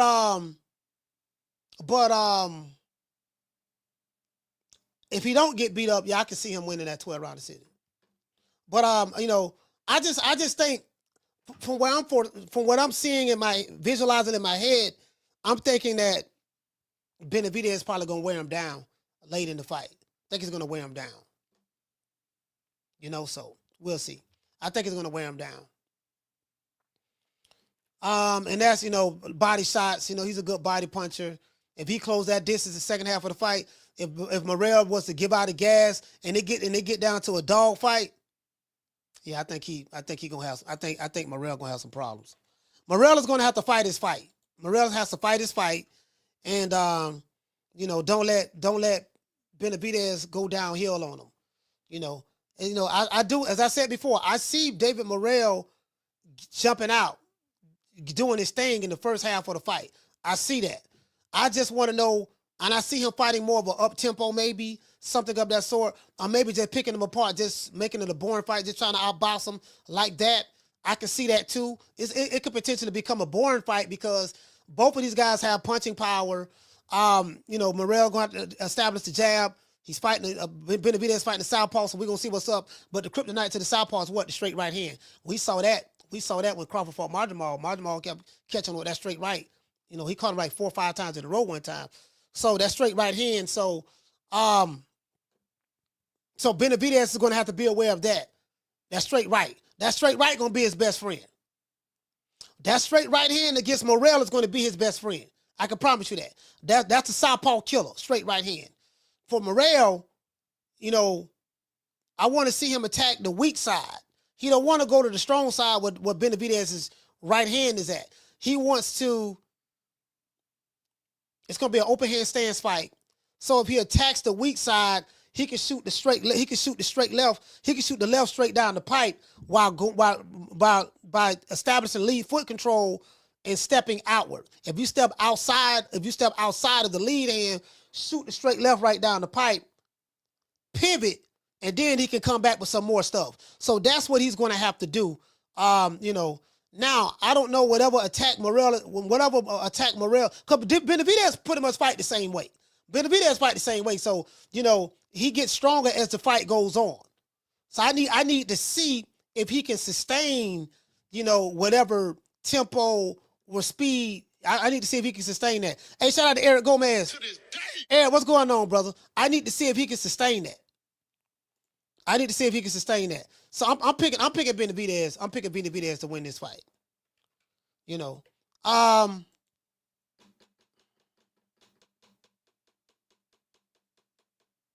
Maybe late stoppage. Either late stoppage or he might get beat up in the second half of the fight. If Morrell wins, I don't see nobody getting knocked out. Knocked down, maybe knocked down. I can see that, but I don't see nobody getting knocked out really. I think it's going 12, but I can see David Benavidez stopping him. You know what? I'm gonna go out on a limb. I'm gonna go out on a limb on this one. I ain't betting no money on it. Now, I'm telling you right now.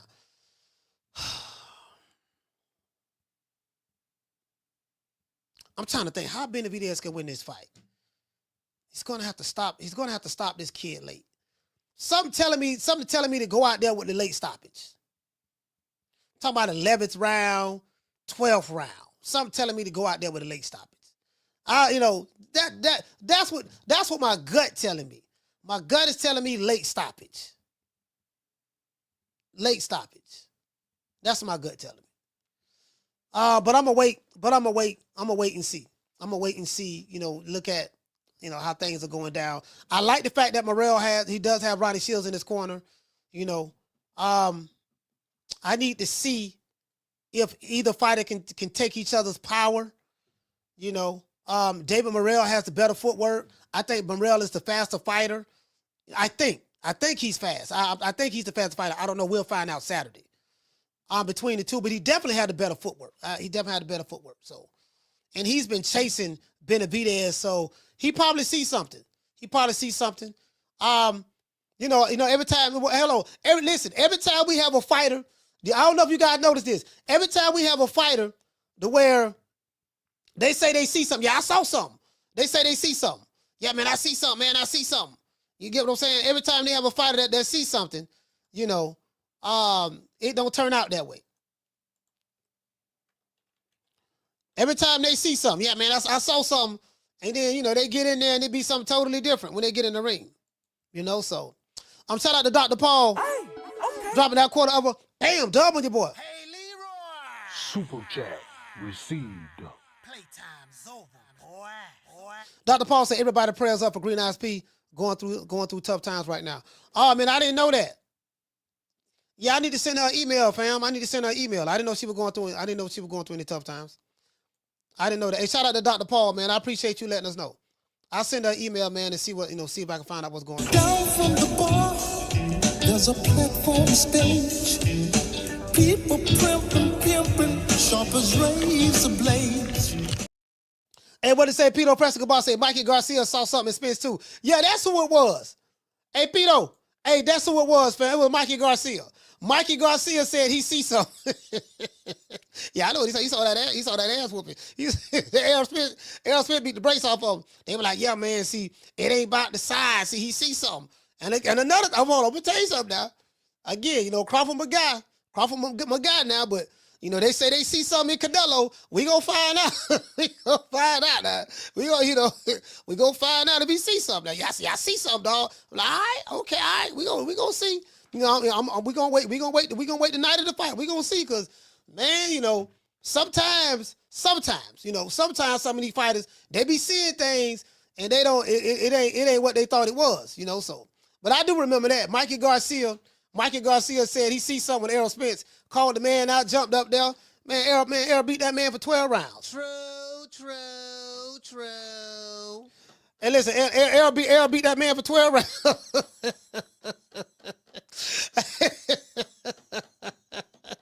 Like, man, Mikey, what happened, man? I thought you saw something. Yeah, man, I had cataracts, dog. I had cataracts in my eye. Listen, this is the thing, right? You don't know until you get in the ring. Until you get in the ring and see. You get what I'm saying? Until you get in the ring, like you could be on the sideline and you think you see something. Then you get in there. Wait a minute, man, what you see? Man, I see 3 of them. That motherfucker hit hard, dog. He hit hard. You get what I'm saying? Like, that motherfucker hit hard. Bro, let me tell you something. It's one fighter. I'm not talking about the Tommy Hearns fight. It's one fighter I saw. He fought a big guy. My man, one of my favorite fighters of all time, Roberto Duran. When Roberto Duran fought Iran Barkley, brother, it's one of the best fights that I've seen. Roberto Duran was matter of fact, let's look at the odds on that fight. Roberto Duran was I want to say he was a massive underdog in that fight. Let me see. People thought Roberto Duran was crazy.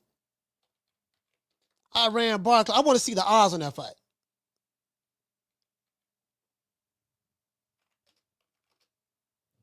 Roberto Duran odds. Let's look at the odds. Man, Roberto Duran, man, y'all, listen. Man, don't talk to me, man. Don't talk to me about this here, man. Yeah, Roberto Duran was 37. Remember, Roberto Duran was old. He was old. Hold on, I want to see what the odds were at that time. What were the odds were at that time?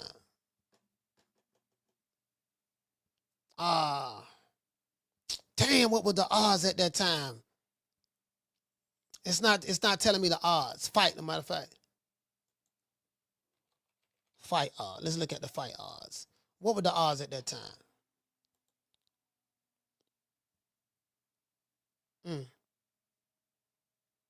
It's not showing.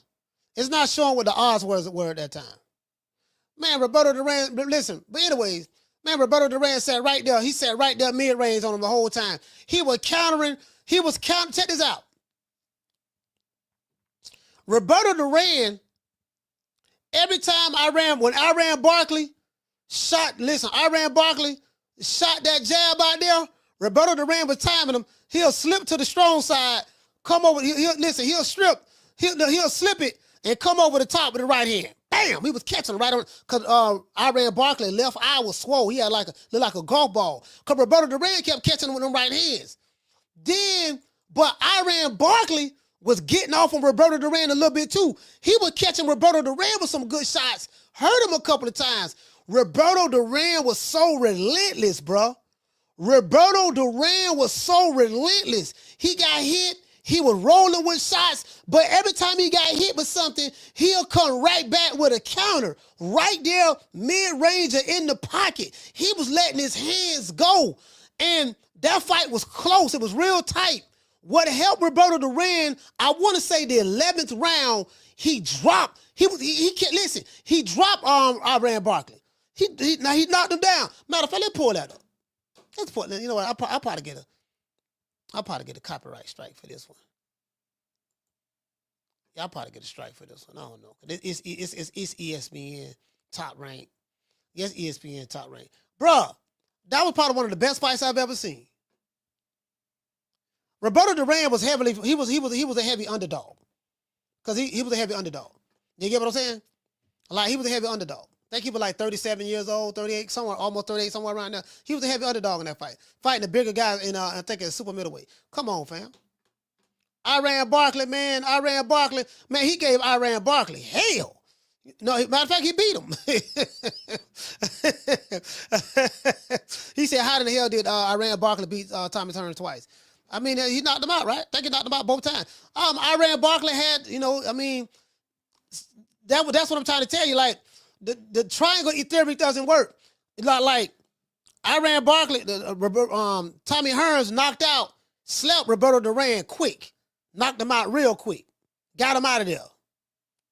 Tommy Hearns get knocked out by Iran Barkley. Roberto Duran beat Iran Barkley. Dropped him. True.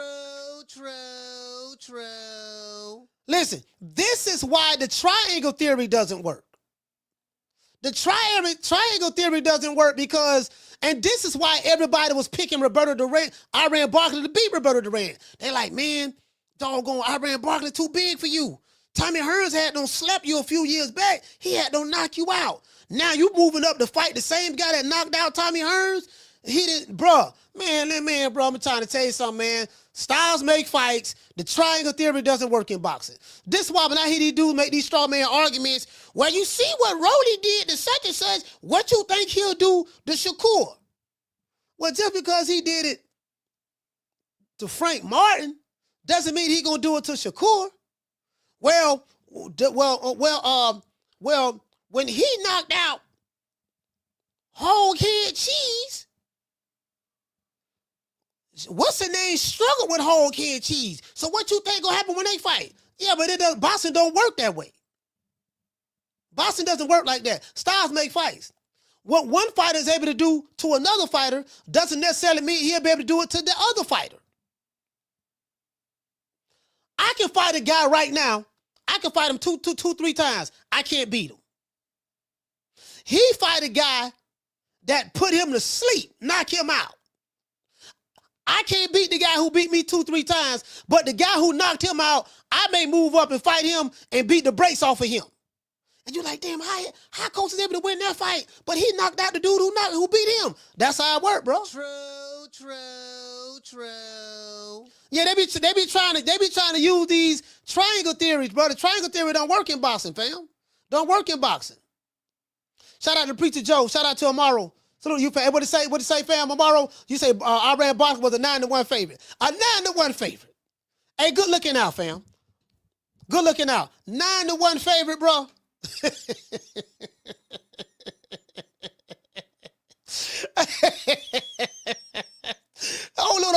Look over Roberto Duran, 135 pounds, moved up in weight. Yeah, I want you. You want me? Yeah, I see. Now, Roberto Duran saw something. See, sometimes, hold on, I'm going to say this here too. Because we said sometimes you see some of these fighters have cataracts in their eyes. Guess what? Roberto Duran saw something in Iran Barkley. He saw something. Guess what? He proved what he saw. I told y'all. But this bum been taking the easy matches. Fight another bum. The man ain't what y'all thought he was. I told y'all, I saw something. Listen, nobody saw it but Roberto Duran. Roberto Duran like, yeah, man, I see something. I'm going to get him.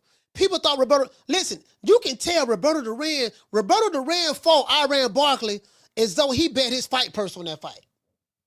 Roberto Duran bet some money on that. I'm willing to bet, dog.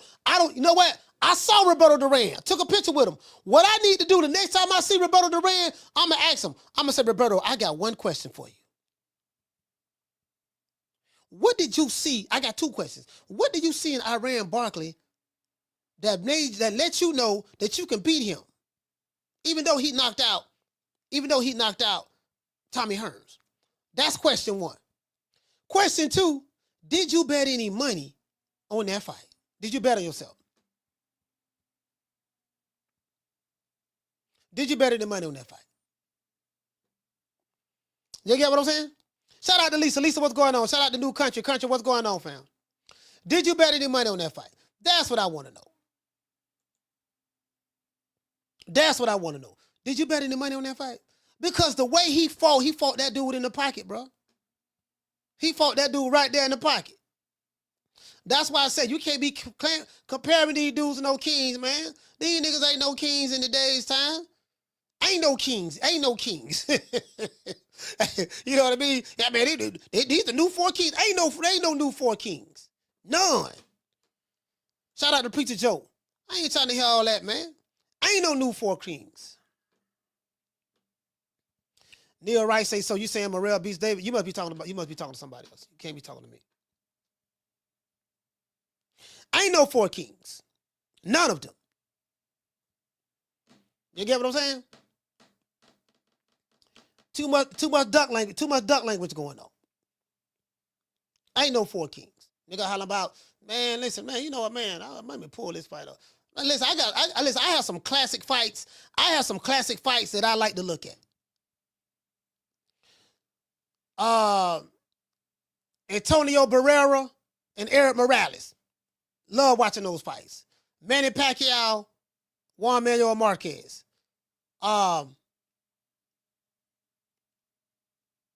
Salvador Sanchez and Zuma Nelson. Mike McCallum, James Toney. Bernard Hopkins. B-Hop, Trinidad. B-Hop, Oscar. B-Hop, Antonio Tarver. You know, those right there. Roy Jones, James Toney. James Toney, John Ruiz. James Toney, Evander Holyfield. James Toney, what's the Russian dude he beat the cruiserweight, when he won the cruiserweight title? Jirov. It's a bunch of fights. Pernell Whitaker, Zuma Nelson. Pernell Whitaker. What's my main man name? Damn, what's my main man name? He a coach, he a trainer. Buddy McGirt. Julian Cesar Chavez, Frankie Randall. It's a bunch of fights. Prince Asim Ahmed. You can't. Prince Asim Ahmed. Him and Barrera. It's a bunch of fights I just like, damn. Classics. Ali Foreman. Ali Frazier. You get what I'm saying? George Foreman, Ron Lyles.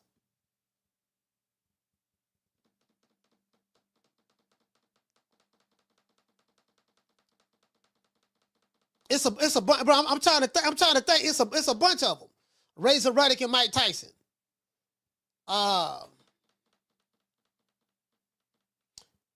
Lennox Lewis and what's my man name from Jacksonville?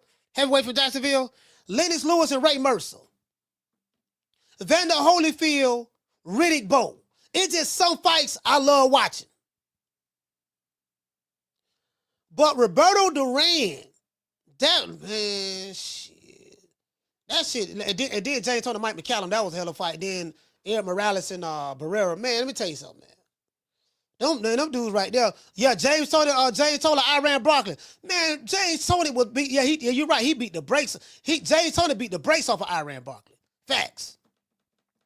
James Toney beat the brakes off of Iran Broccoli. Facts.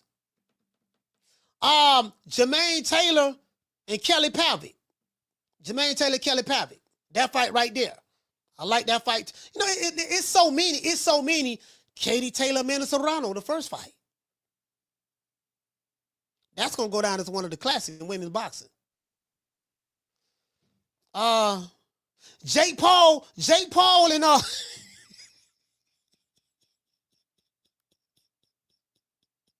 Jake Paul and Nate Robinson.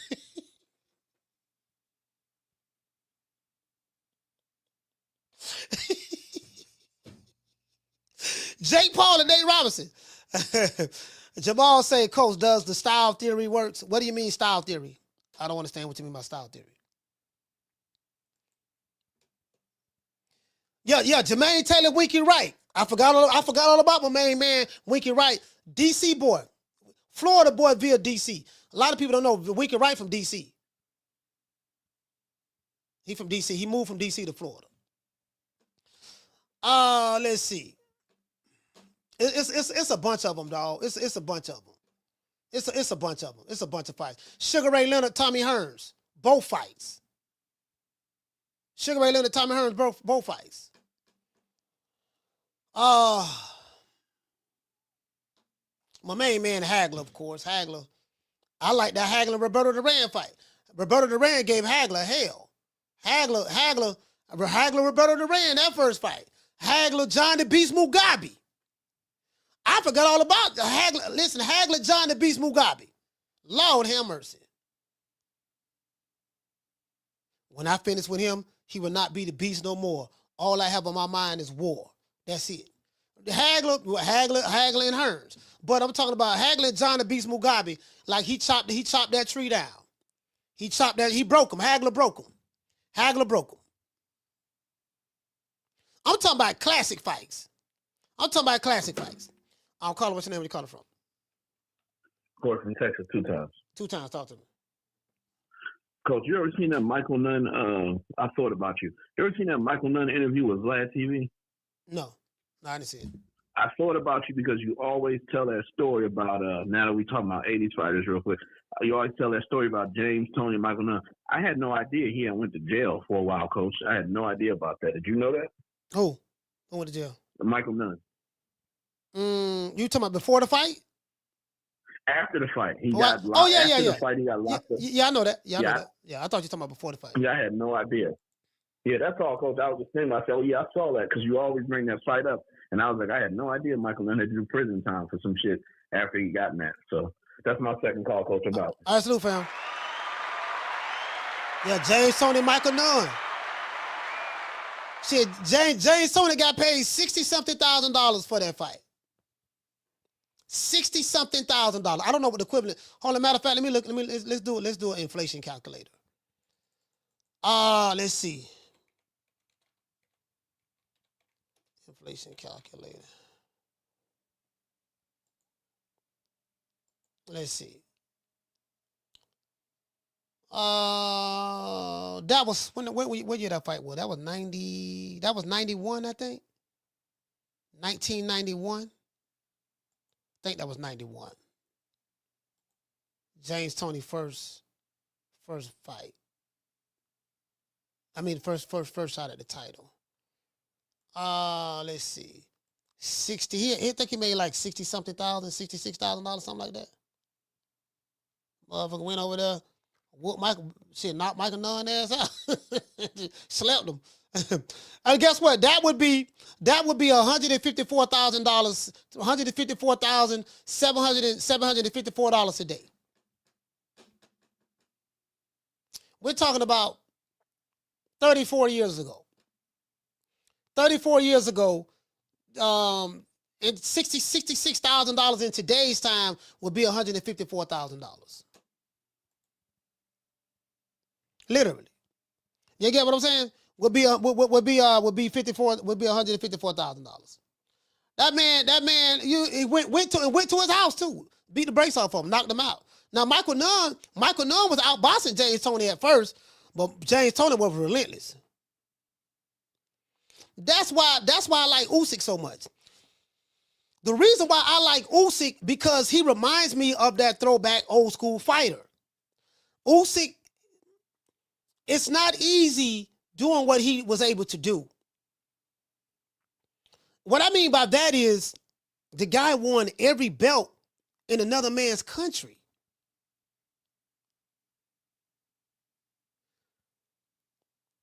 The odds that are against you for doing that. When you are a foreigner going into another man's country, especially if you don't get the knockout. If you don't get the knockout, you win by a decision. For you to get a decision in somebody else's country or backyard, that means that you really had to put a whooping on this guy. Like it was close, but then you pulled away. Which is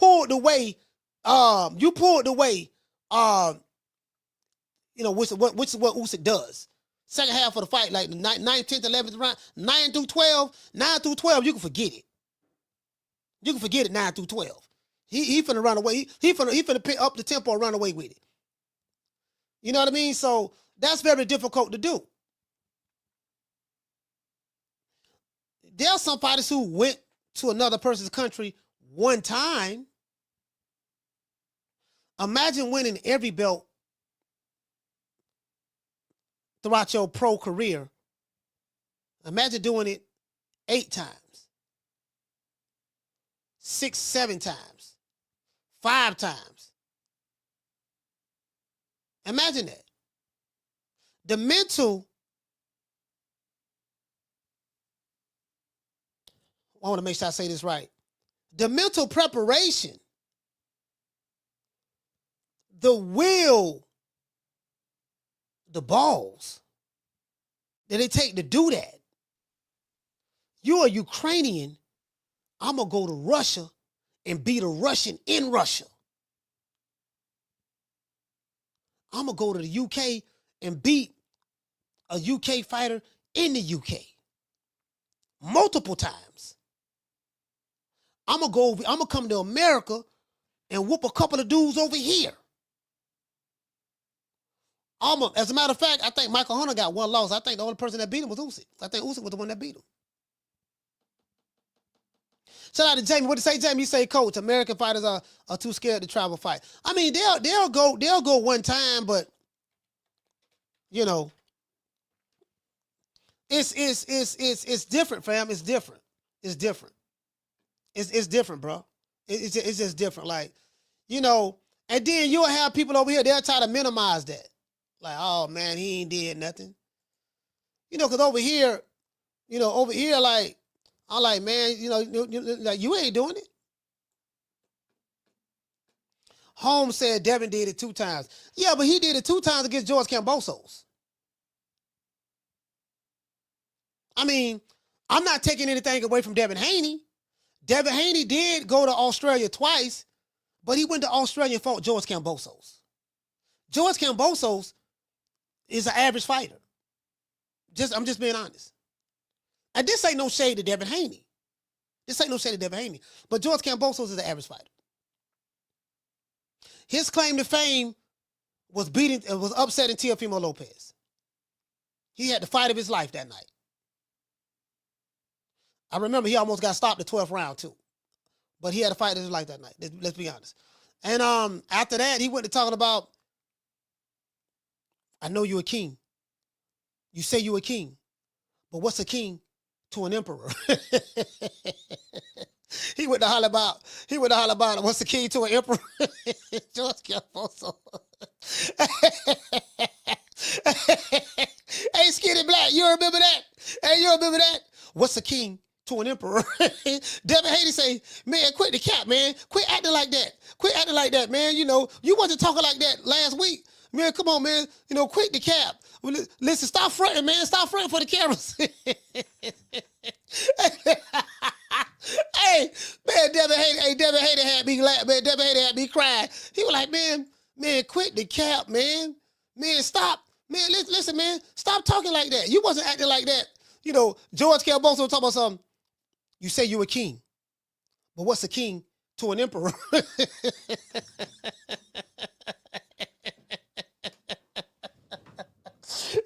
He said, what's the key? What's the key to an emperor? Hey,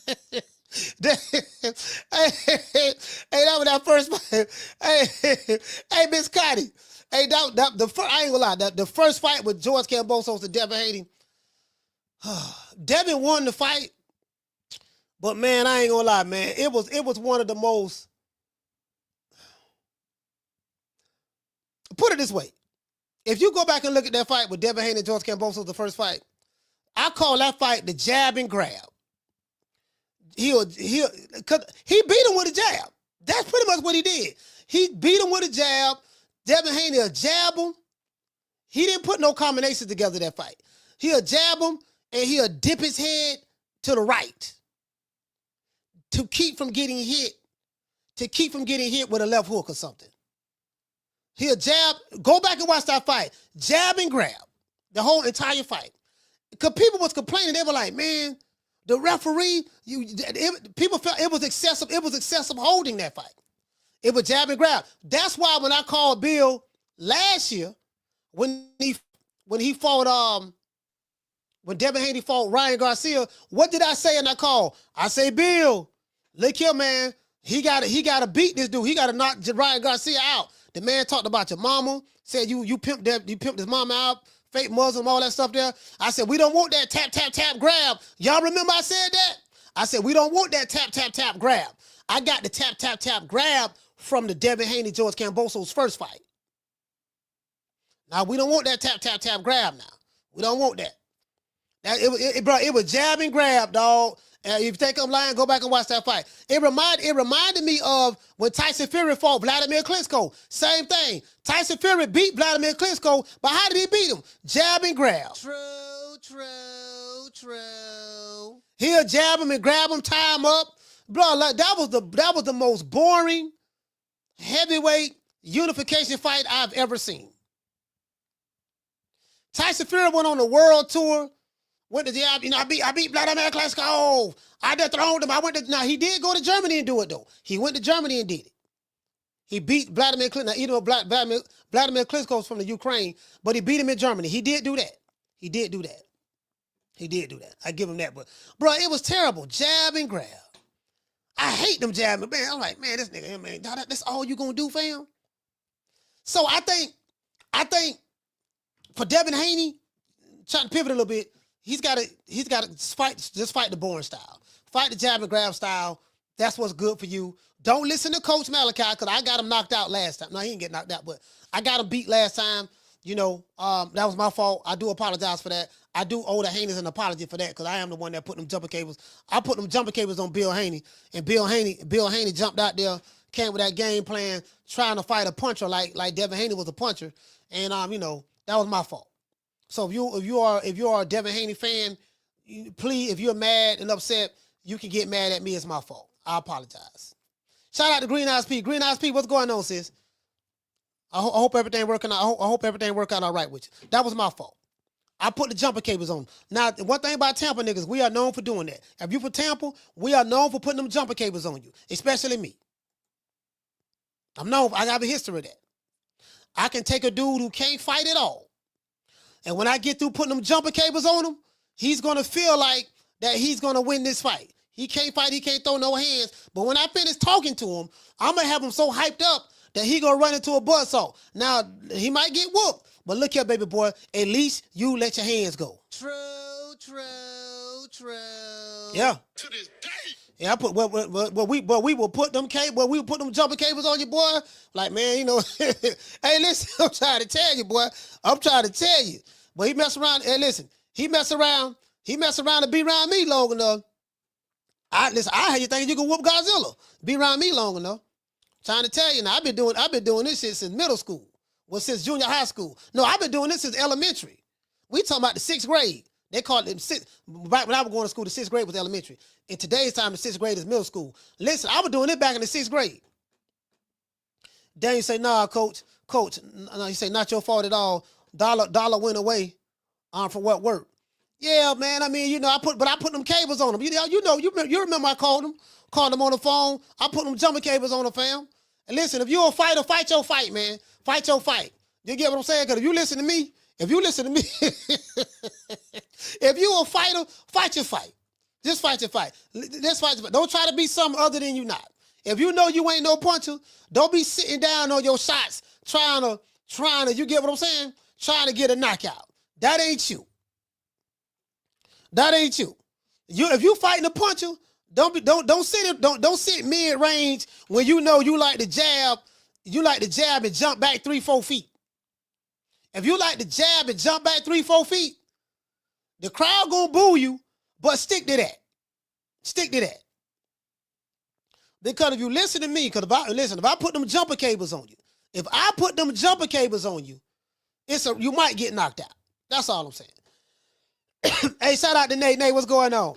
Hey, what to say? Dill say, Coach, you tried to tell Bill that Dale can fight at mid-range like Roberto Duran. Man, listen. Hey, Dill. Shout out to Nate. Listen, I had no idea, fam. They had me fooled. I said, yeah, he gonna beat the break. You remember, I picked Devin Haney to beat Ryan Garcia. I said, the man ain't training, he drinking. This man, acting like a fool. I said, yeah, Devin Haney gonna beat this dude, man. Dale gonna beat this dude, man. This ain't even. Yeah, Dale gonna whoop him. You get what I'm saying? Get him out of the Dale gonna whoop him. Like everybody thought Devin Haney was gonna win that fight.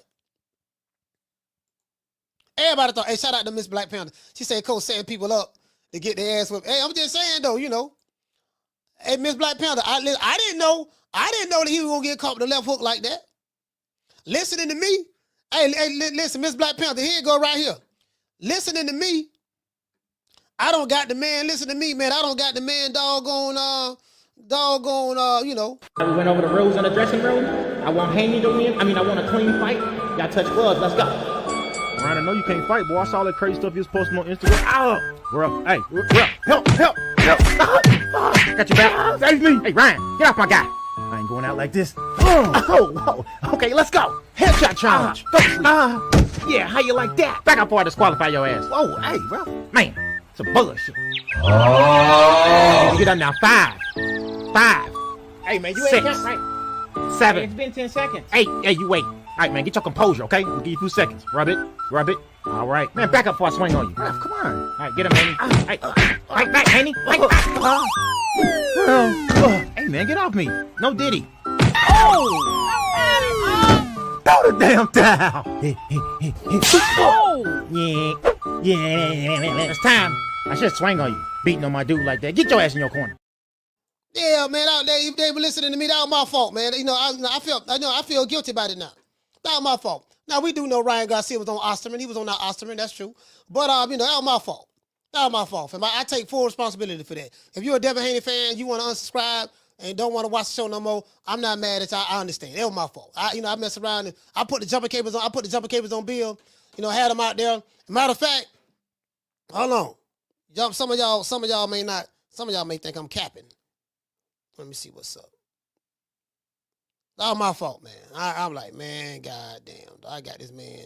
I don't got this man damn near killed. Man. Around here, man. Where is that? Where Bill Haney at? Where Bill Haney at? Y'all don't got this man damn near killed, man. I'm saying they around here listening to me.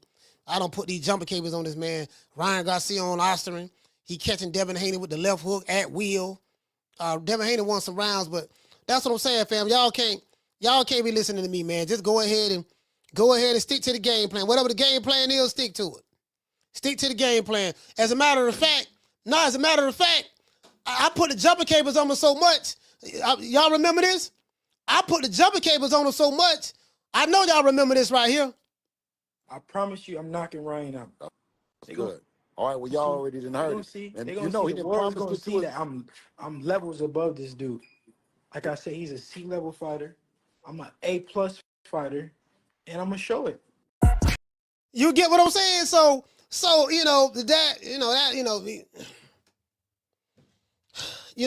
know y'all remember that. Y'all remember that? That was all me. That was all me there. I did that. That was all me there. I'm the one put the cables on them boys like that. That was my fault. What to say, Miss Black Panther? Shout out to Nate. Hey, Nate, that was my fault. I feel guilty too. I do feel, honestly, I feel guilty. I feel guilty about that. So, I say all that to say this. David Benavidez is going to have to fight his fight this weekend. David Morrell is going to have to fight his fight this weekend. Both guys are going to have to fight their fight. I plan on going live for that fight. Only if I get the link. Somebody send me a link where I can watch this fight for the low, for the free. I got you. If the fight was just on regular, if it was just a regular program show, again, I like David Benavidez. I like David. Hold on. Matter of fact, this it right here. Research vid. So is this it right here? Yeah, this it right here. Hold on. Let's look for Bill. Let's see.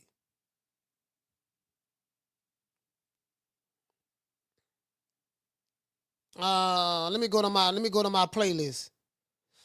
I called him. I said, yo, Bill. Yeah, what's up? I said, yeah, Bill. You gotta take it to his bumper, man. We can't have that tap grab now. Gotta take it to the bumper. Yeah, and we shall do that, as I said, we gonna do this and do that. And I'm like, next thing I know, Ryan Garcia, Devin Haney went to holler about, he promised he gonna knock him out. Ryan Garcia, a C-class fighter, and he an A-class fighter. I'm like, man, and then when I saw that Saturday night, on the 20th, April 20th, I'm like, man, God damn, they really, like, he was dead serious about that shit. JC say, Coach, stop saying that, they may sue you. I'm just saying, I deserve to be sued. At this point, if the Haneys want to sue me, I deserve to be sued. You know what I mean? I can't even get mad. I might settle out of court too. I might say, Your Honor, I throw myself at the mercy of the court. You know, I take full responsibility for my actions. You know, I did put the jumper cables on them. I had no idea, sir, that they was going. I had no idea, sir, that they were going to go out there and do that. You know, keep his head right there on the line. I had no idea that. And shout out to Texas 16 South. I had no idea that he was going to keep his head right there center line and just, you know, catch every left hook that Ryan Garcia threw to him. I had no idea, sir, he was going to do that. He ain't never fought like that before. He normally tap, grab. You know, sir. You know, I had no idea, Your Honor. I throw myself at the mercy of the court. You know, please forgive me. You know, I'm gonna, you know, that's what I'm just gonna plead guilty. At this point, I'm just gonna plead guilty. I'm just, you know what I mean? Try to get a settlement or something. You know, hog head cheese sandwich on the back end or something like that. Case of Coronas, something like that. Matter of fact, let me pull this up. Let me pull this up. Let me see if I can find this video. That's on me. That's on me right there, man. I can't. Matter of fact, let's go to videos. Let's see, Bill Haney. I'm going to my library. Show all. Let me see. Go to my library. Let's see. This was February 2024. Let's see.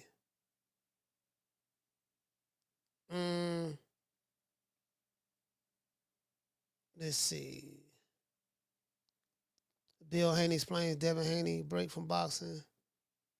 Nah, let's go here.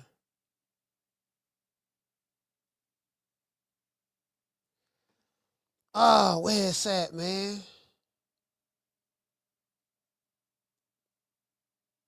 Damn, where it's at? I gotta find out which one it is. Hold on. Let me find which one it is. February.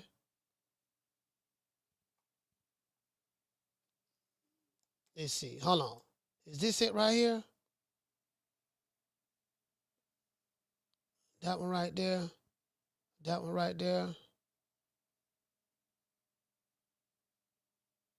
Oh, here it go right here. I think this it right here. Devin Haney, Ryan. No, hold on. Hello. This it right here. I found it.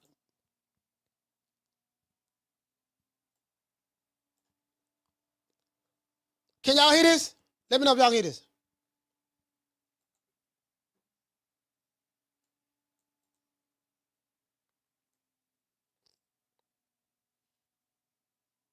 Y'all can't hear it. Don't worry about it. I got it. Y'all can't hear it. I have it. Y'all can't hear it. I got it. I got it right here. Don't worry about it. I got it right here. I got it right here. Like, man, this man here, man, that was my fault, bro. That was my fault. I should be ashamed of myself. Hey, Bill. Yes, sir. Hey, look here, man. I'm talking about you, dog. I'm talking about you. Talk to me. Look here, man. I'm doing the show right now. Can't nobody hear you, but I'm talking about you, man. I'm telling you that you going to have to, the Devin Haney committee, and then they got the Ryan Garcia committee. They having a discussion. Devin Haney is going to have to put hands and foots on Ryan Garcia. What say you? Oh, absolutely. Patch me in. All right, you in. You on the show now. Because Bill, we don't want to hear nothing about, we gonna jab our way to victory and stuff like that. Like, this man been disrespectful. He been saying Devin Haney's been DD-fied. You gonna have to tell him he got to go get him. He got to put on a... Hold on. Floyd Mayweather versus Arturo Gotti type performance. Bill, we don't want to hear nothing about we gonna jab our way to victory and stuff like that. Like this man been disrespectful. He been saying Devin Haney's been DD-fied. You gonna have to tell him he got to go get him. He got to put on a Floyd Mayweather versus Arturo Gotti type performance. That's what he gonna need to do, man. Absolutely. Ain't nothing else left to do with Ryan Garcia on April the 20th, 420. It's befitting that the name of it is Smoke because it's going to be subtle. But Ryan can't come in there on no bullshit either. You know what I mean? You get what I'm saying? So the evidence show that it's my fault. The evidence show it's my fault. This is the smoking gun. If the Haney's were to sue me right now, I would have to settle out of court. If the Haney's were to sue me right now, I would have to settle out of court. Hey, man, phone lines open, 530-494-9636. If the Haney's were to sue me right now, I would have to settle out of court. I'm guilty. I throw myself at the mercy of the court. That's all I'm saying. I'm asking Devin Haney fans for forgiveness. I repent from my wicked ways. I apologize. I had no idea, that I would be able to, I do got to get the gab and I'm able to put jumper cables, I'm able to put the batteries in their back, but I had no idea that it was gonna, you get what I'm saying? Hey, shout out to Dodge J. He said they're locking your ass up, coach. Kendall Johnson say, turn yourself in, coach. I'm going to turn myself in. I'm going to turn myself in. I'm guilty. Y'all know I'm guilty. I throw myself at the mercy of the court. It's my fault. I apologize. So I don't want to. Hey, what you say, Nay? She said, you ain't the only one. He said, what you say? You ain't the only my one. Hey, look here. Hey, Nay. All I'm saying is, I'm the type of person, I take accountability, right? I have to accept responsibility for the role that I played in that. Ryan Garcia did get popped with Oscar, he cheated, but I gotta take responsibility for why Devin Haney kept getting hit with them left hooks. That was my fault. Had he stuck to the jab and grab, or jab and duck his head out the way and get out of the way, stick to the style. If he stuck to his original style, we wouldn't be having this conversation right now. You get what I'm saying? You won't be having this conversation right now.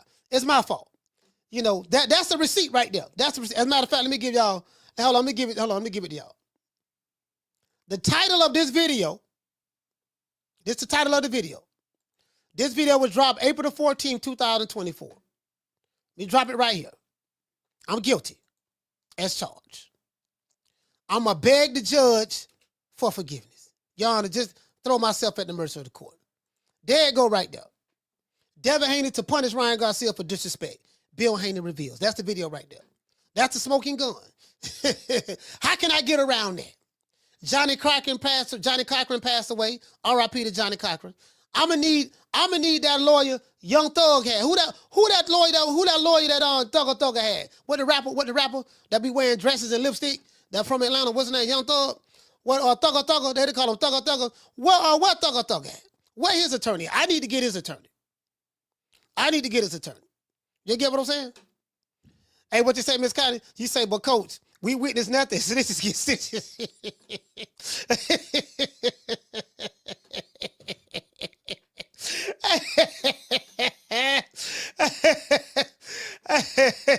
it is what it is, man. It is what it is. I just, it is what it is. So, right, what I'm going to do, I'm going to just back off of it. I'm not going to. Hey, you say Brian Steele. Oh, that's his name, Brian Will Deal Steele. Yeah, somebody give me Brian Steele. Hey, Mr. Ham. Y'all give me Brian Steele's phone number. Just in case. Because, I might end up going to jail for accessory to the crime. A crime was committed. I might end up going to jail. And, I'm guilty as charged. I am guilty as charged. So, it is what it is. I don't want no problem. You sound like a bitch. Man, I ain't worried about jail. Shit, man, I don't give a damn about going to jail. Nigga, take me to jail. Take me to jail? Shit, lock me up. Lock me up. Throw away the key. Throw away the key. You get what I'm saying? Again, I've been to jail before, but I ain't trying to go back no time soon. But if I have to go back, it is what it is. Maybe they'll put me in there with doggone El Chapo. I could probably get with El Chapo, get that connection with him. You know what I mean? But maybe they'll put me in there, throw me in maximum security.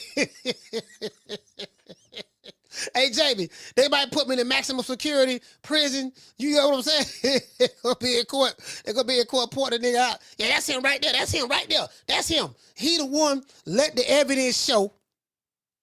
Your Honor, I give you a dollar bill now. Let the evidence show. This is Exhibit A. My son, the face of boxing, has declared war on anybody that's cheating in the sport. If you are a drug cheat, and you want to fight, we got something for you. Call what's the name? Where you calling from? Well, Coach, this is Fee. Fee, what's going on? You going down for accessory to battery. Ain't that what they sue them for, a battery? They gonna call you to the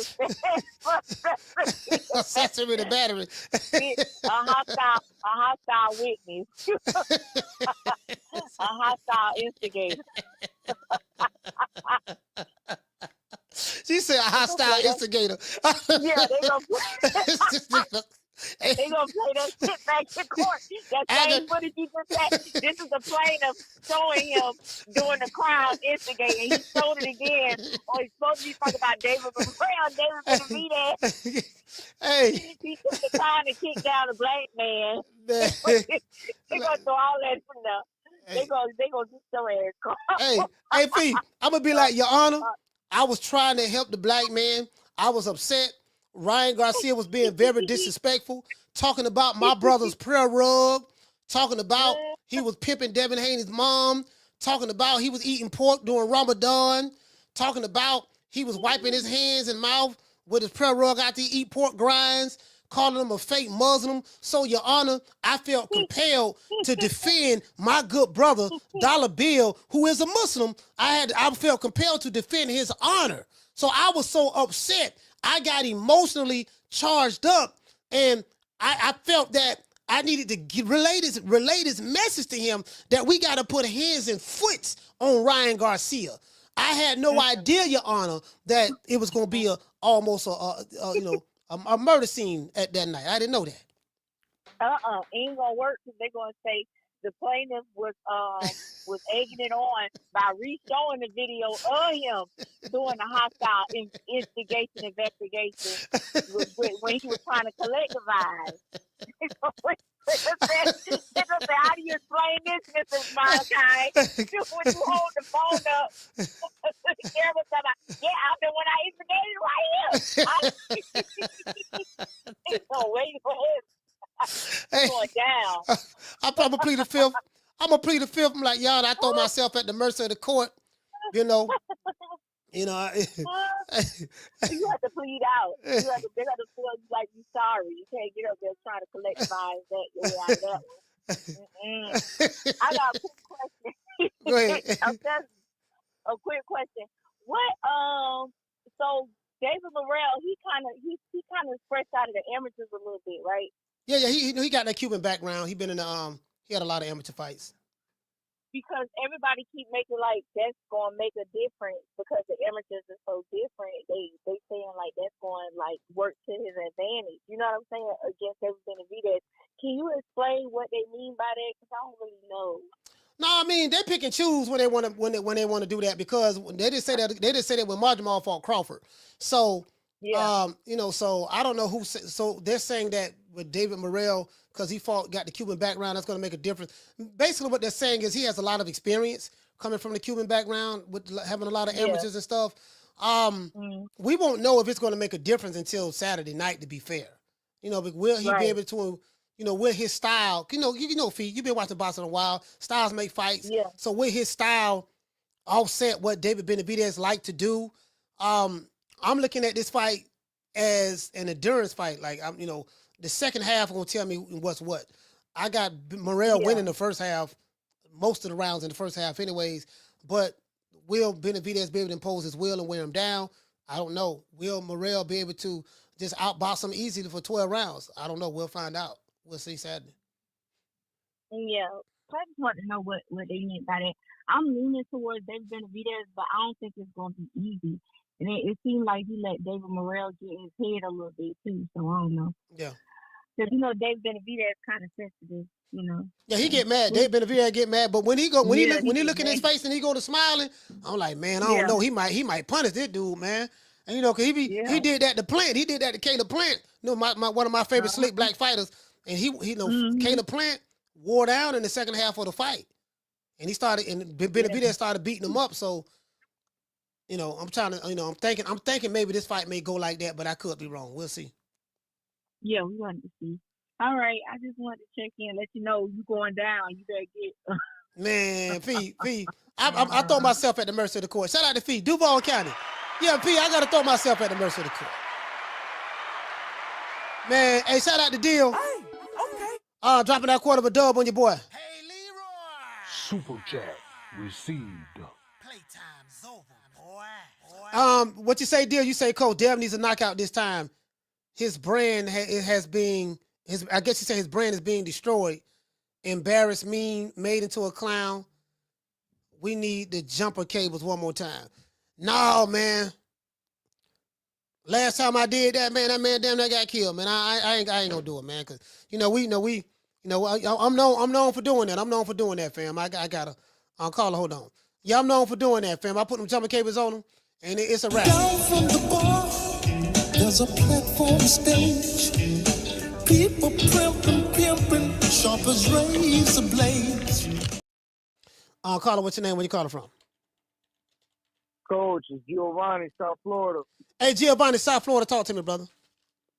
How you doing, Coach? I'm doing good, fam. All right, so this Morrell and Benavidez fight, man. What a time to be a boxing fan. I'm so excited, man. Yeah. We got boxing this weekend. The following weekend, we got Keyshawn. Yeah. And then we got the big 22nd card, the Riyadh card. But I wanted to get your opinion on this matchup, right? Do you, if you see a path for Morrell to win, how do you see Morrell winning this matchup? Using Angles footwork. I think he's a faster fighter. Working behind the jab, he has the reach. Timing David Benavidez taking advantage of his flaws. David Benavidez is not the most defensively sound fighter. He normally overwhelms you over a period of time. He continue to go forward. That's 1, 2. Can he get David Benavidez to fight on the back foot? Force him to go back. He can't fight on the back foot. And when he do, and if he is backing up, he got a tendency to throw punches sometimes, but he doesn't have the same leverage on the back foot than he does going forward. So if can he push David Benavidez back? I think this is going to be, if it's going to be a stoppage, it's going to be a late stoppage. And I favor David Benavidez to get a late stoppage if it comes to that. David Morrell, that's all he got to do, just work the angles, work the weak side. This is a open stance. This is the open stance fight, meaning both guys' lead hand is on the same side.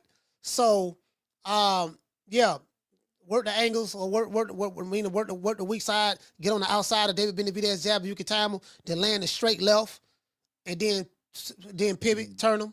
Because he don't have the best footwork feet in the world. If he continue to do that, he'll be. He should be able to win this fight pretty easily if he can continue. Yeah, man. I'm personally rooting for Morrell. I want him to win, but I think Benavidez is going to be too much for him. Yeah. But what a time, man! 2 young fighters that are going to get it on, man. We don't get that type of shit every day in the USA. You know what I'm saying? Yeah. So, yeah. Big shout out to both of them, man. They're both stepping up. Benavidez didn't have to take this fight, and Morrell wants to fight, and he's actually getting the fight, man. I think this is the closest thing to because I always wanted to see what one of the Charlos would look against Benavidez, and I feel like this is maybe the closest thing that we'll get to it. He might be a little bit more physically gifted than the Charlos in the sense of his boxing style. But yeah, I don't know. That's just my opinion, Coach. Thank you for the time, man. Hey, salute, brother. Hey, shout out to Giovanni, man. Salute, brother. Thank you. Yeah, I don't know about that. To be fair, Jamal Charlo was terrified of David Benavidez. Jamal Charlo was terrified. Jamal Charlo told David Benavidez that, what he told David Benavidez? He said, you need to get a COVID shot. You got to be 25, because David Benavidez was like 24 years old at the time. He said, yeah, you got to get a COVID shot.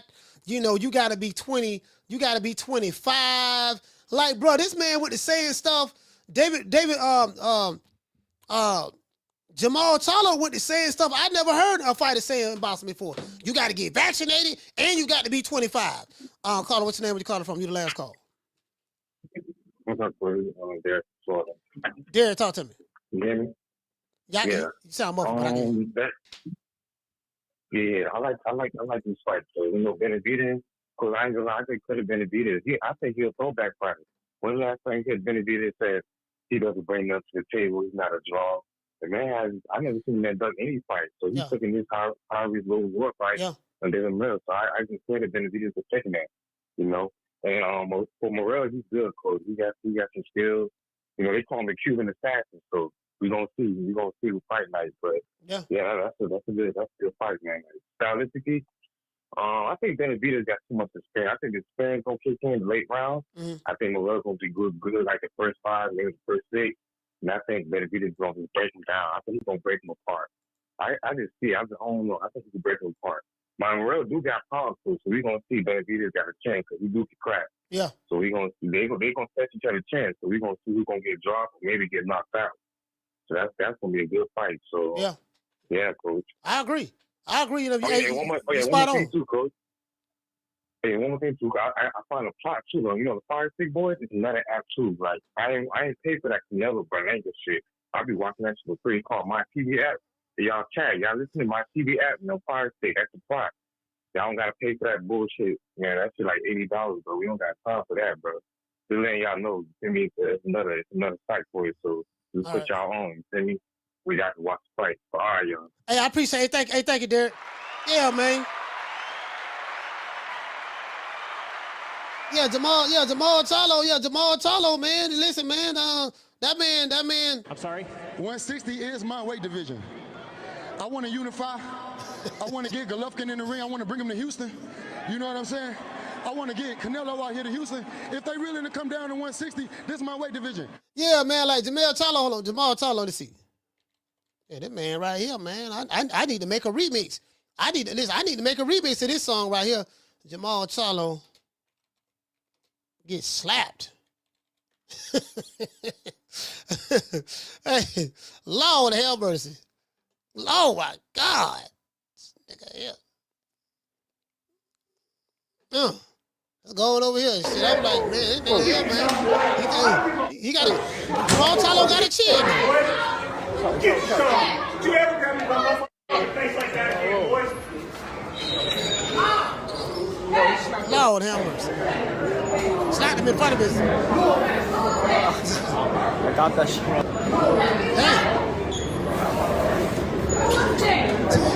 Damn. Oh! God. Oh, Lord. He slapped him with the left hand, too. Left hand slap.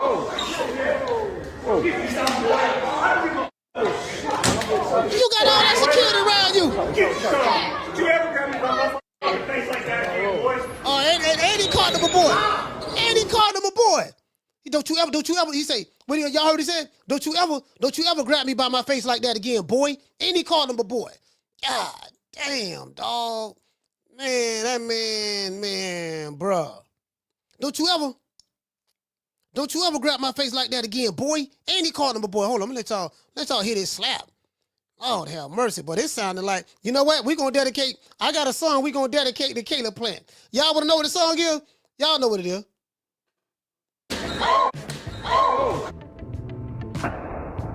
Lord have mercy. Oh, that was loud.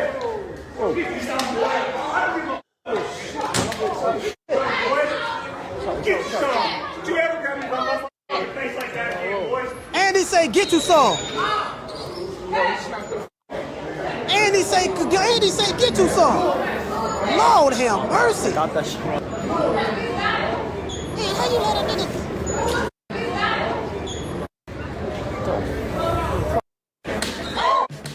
Oh, look how loud that is. Oh, damn. Slap the shit out. And he had his boys around him. And you heard what he said? You heard what he said? He said, come get you some. Hey, Tila. He said, come get you some. You heard how loud that was? Come get you some. Don't you ever grab my face like that again, boy. What is the 5 fingers say to the face? What? Slap! Slap! Slap! I feel like slapping a nigga today. Oh, oh, oh. Slap! I feel like slapping a nigga today. Oh, oh, oh. Slap! I feel like slapping a nigga today. Oh, oh, oh. Slap! These motherfuckers on the road, where the hell they learn to drive. Jive turkeys at my job, about to get a cool, cold, mean 5. Should've took the day off. Might slap my boss, my own damn kids pissing me off. As if I hadn't had enough. Chipotle fucked my goddamn order up. I'm fed up, I'm fed up, I'm fed up. I feel like slapping a nigga today. Whoa, whoa, whoa. Slap! I feel like slapping a nigga today. Whoa, whoa, whoa. Slap! I feel like slapping a nigga today. Whoa, whoa, whoa. Slap!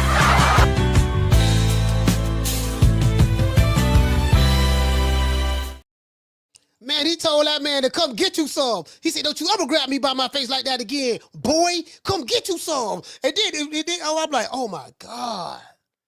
Bruh. Hey, it's official. Caleb Plant is the realest nigga at the PBC. True. Hey, Caleb Plant, the realest nigga at the PBC, boy. Bro, it ain't a fighter at the PBC harder than Caleb Plant.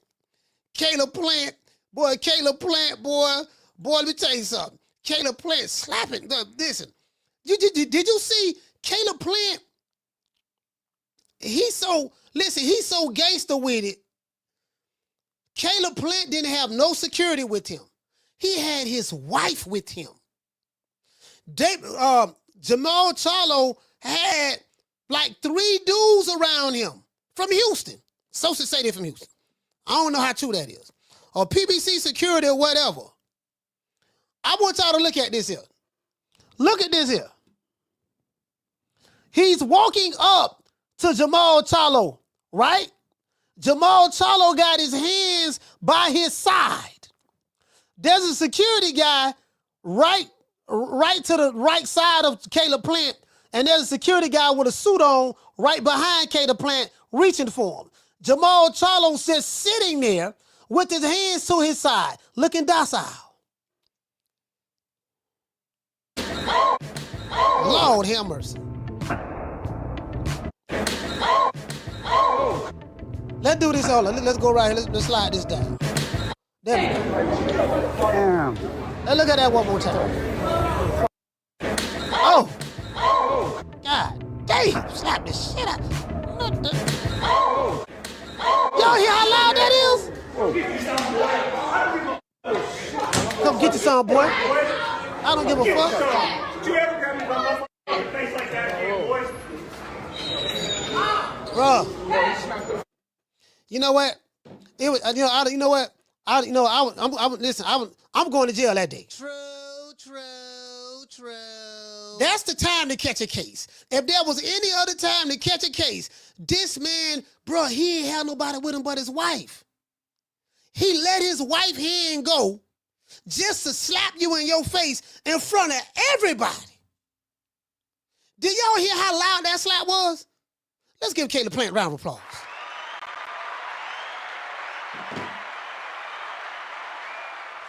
Shit, he got. Listen, outside of David Benavidez, Caleb Plant got the whole Death Row shook. The entire Death Row records. They scared right now. Anyway, let's give a shout out to all of the members. Let's give a shout out to the super chatters first. Shout out to DT. Shout out to JP City. Shout out to Sean from the Heights. Shout out to Swift 718. Shout out to Dr. Paul Evans. And shout out to Deal 87. Let's get the Cash Appers round of applause. Super chatters. Yeah, man. Hey, this dude still talking about, he still talking about he want to unify. We the Charlo twins. We known for calling everybody out. Please call these people out. Listen, the whole world's looking at you. Call these people out, What's please. up? It's the Jamal the Hitman Charlo. Let's get it. Who want it? Name them names, man. They know who they is. Name them names, please. Them names need to be named. They know who they is. The Mexican monster. Mexican monster. Mellow. Man, I'm like, man. Name the name. He got a name. Hey, let's say a special prayer for Jamal Talo. And I want you to hold on to God's unchanging hand, because he helped Joshua fight the battle of Jericho. Yes. He helped Daniel get out the lion's den. He helped Gilligan get off the island. Lord. Boy, Lord have mercy. I plead the fifth. I plead the fifth. 1, 2, 3, 4, 5.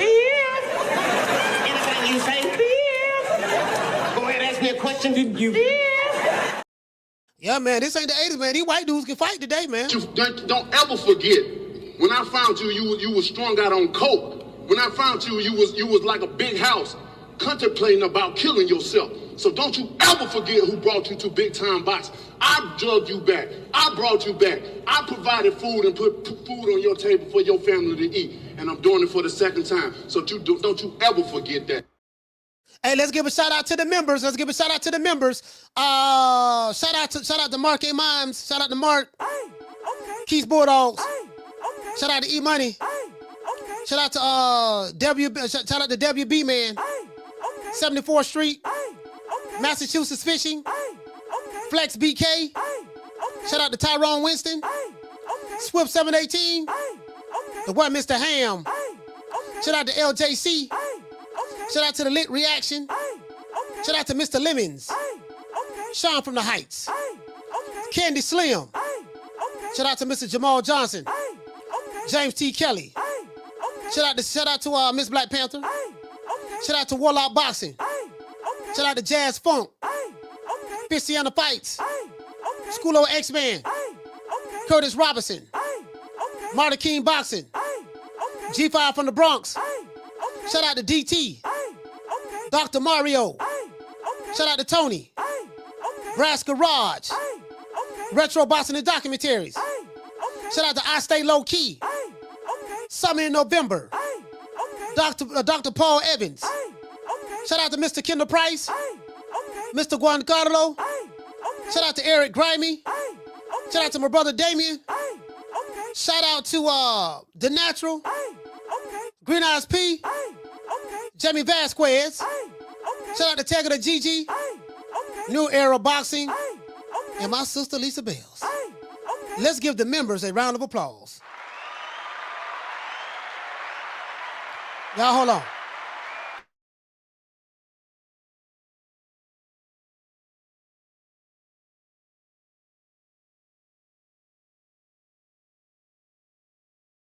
Yeah, sorry about that. I had a call. Yeah, man, it is what it is, man. And shout out to everybody who called the show as well.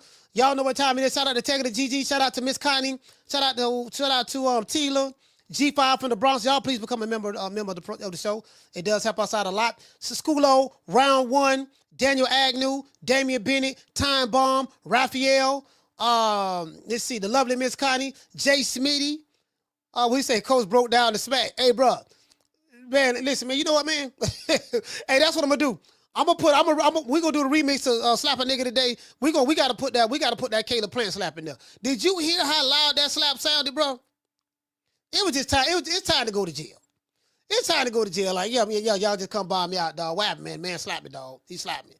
Listen, man, what you did to him, I was pulling him by his face and his beard, but the man slapped me in front of everybody, dog. Pulled my whole card in front of everybody. He had his wife with him. Did he have any security with him? No, it was just him and his wife.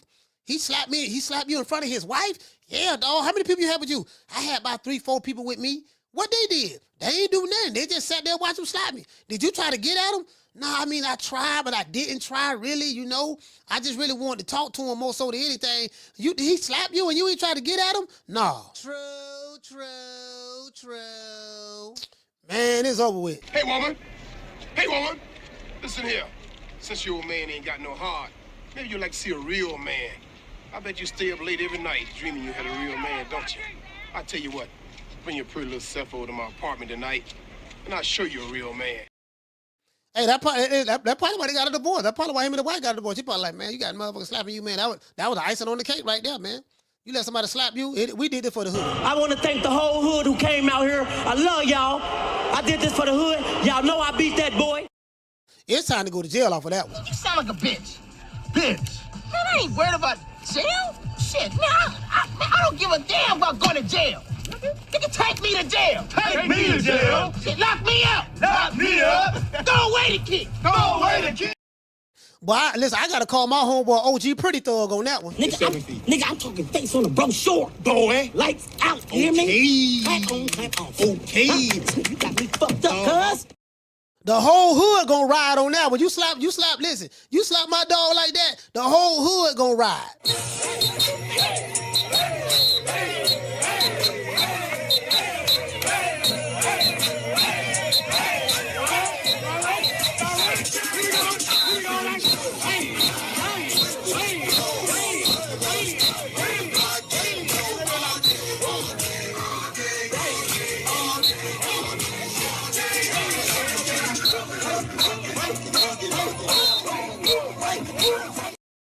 Yeah, man, they gonna slap you like that, dog. I'm trying to tell you, fam. It is what it is, man.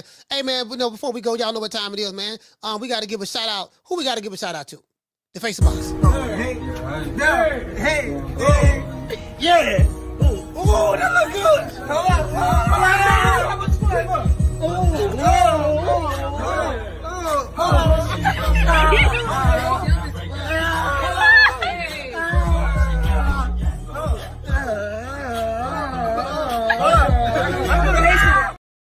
That's what you gotta do, dog. Sometimes it's worth going to jail. Some things just worth going to jail for. Yeah, I don't advise nobody to go out there and commit no crimes, but sometimes some things just worth going to jail for. When you get slapped like that in front of everybody, dog, listen, man, you just gotta go all out. We gotta throw some hands or something. Oh Lord, I swear to God, when I see that whole ass nigga Coach Malachi Ways, I'm gonna put them paws on him. Nigga, Wakanda forever, bitch. Oh Lord, he threw Wakanda through that fence. Wakanda is dead. Oh Lord. Yeah, man, it is what it is, man. I'm just trying to tell you, man. We gotta make it do what it do. Shout out to everybody in the chat, man. I will give everybody a shout out after these messages.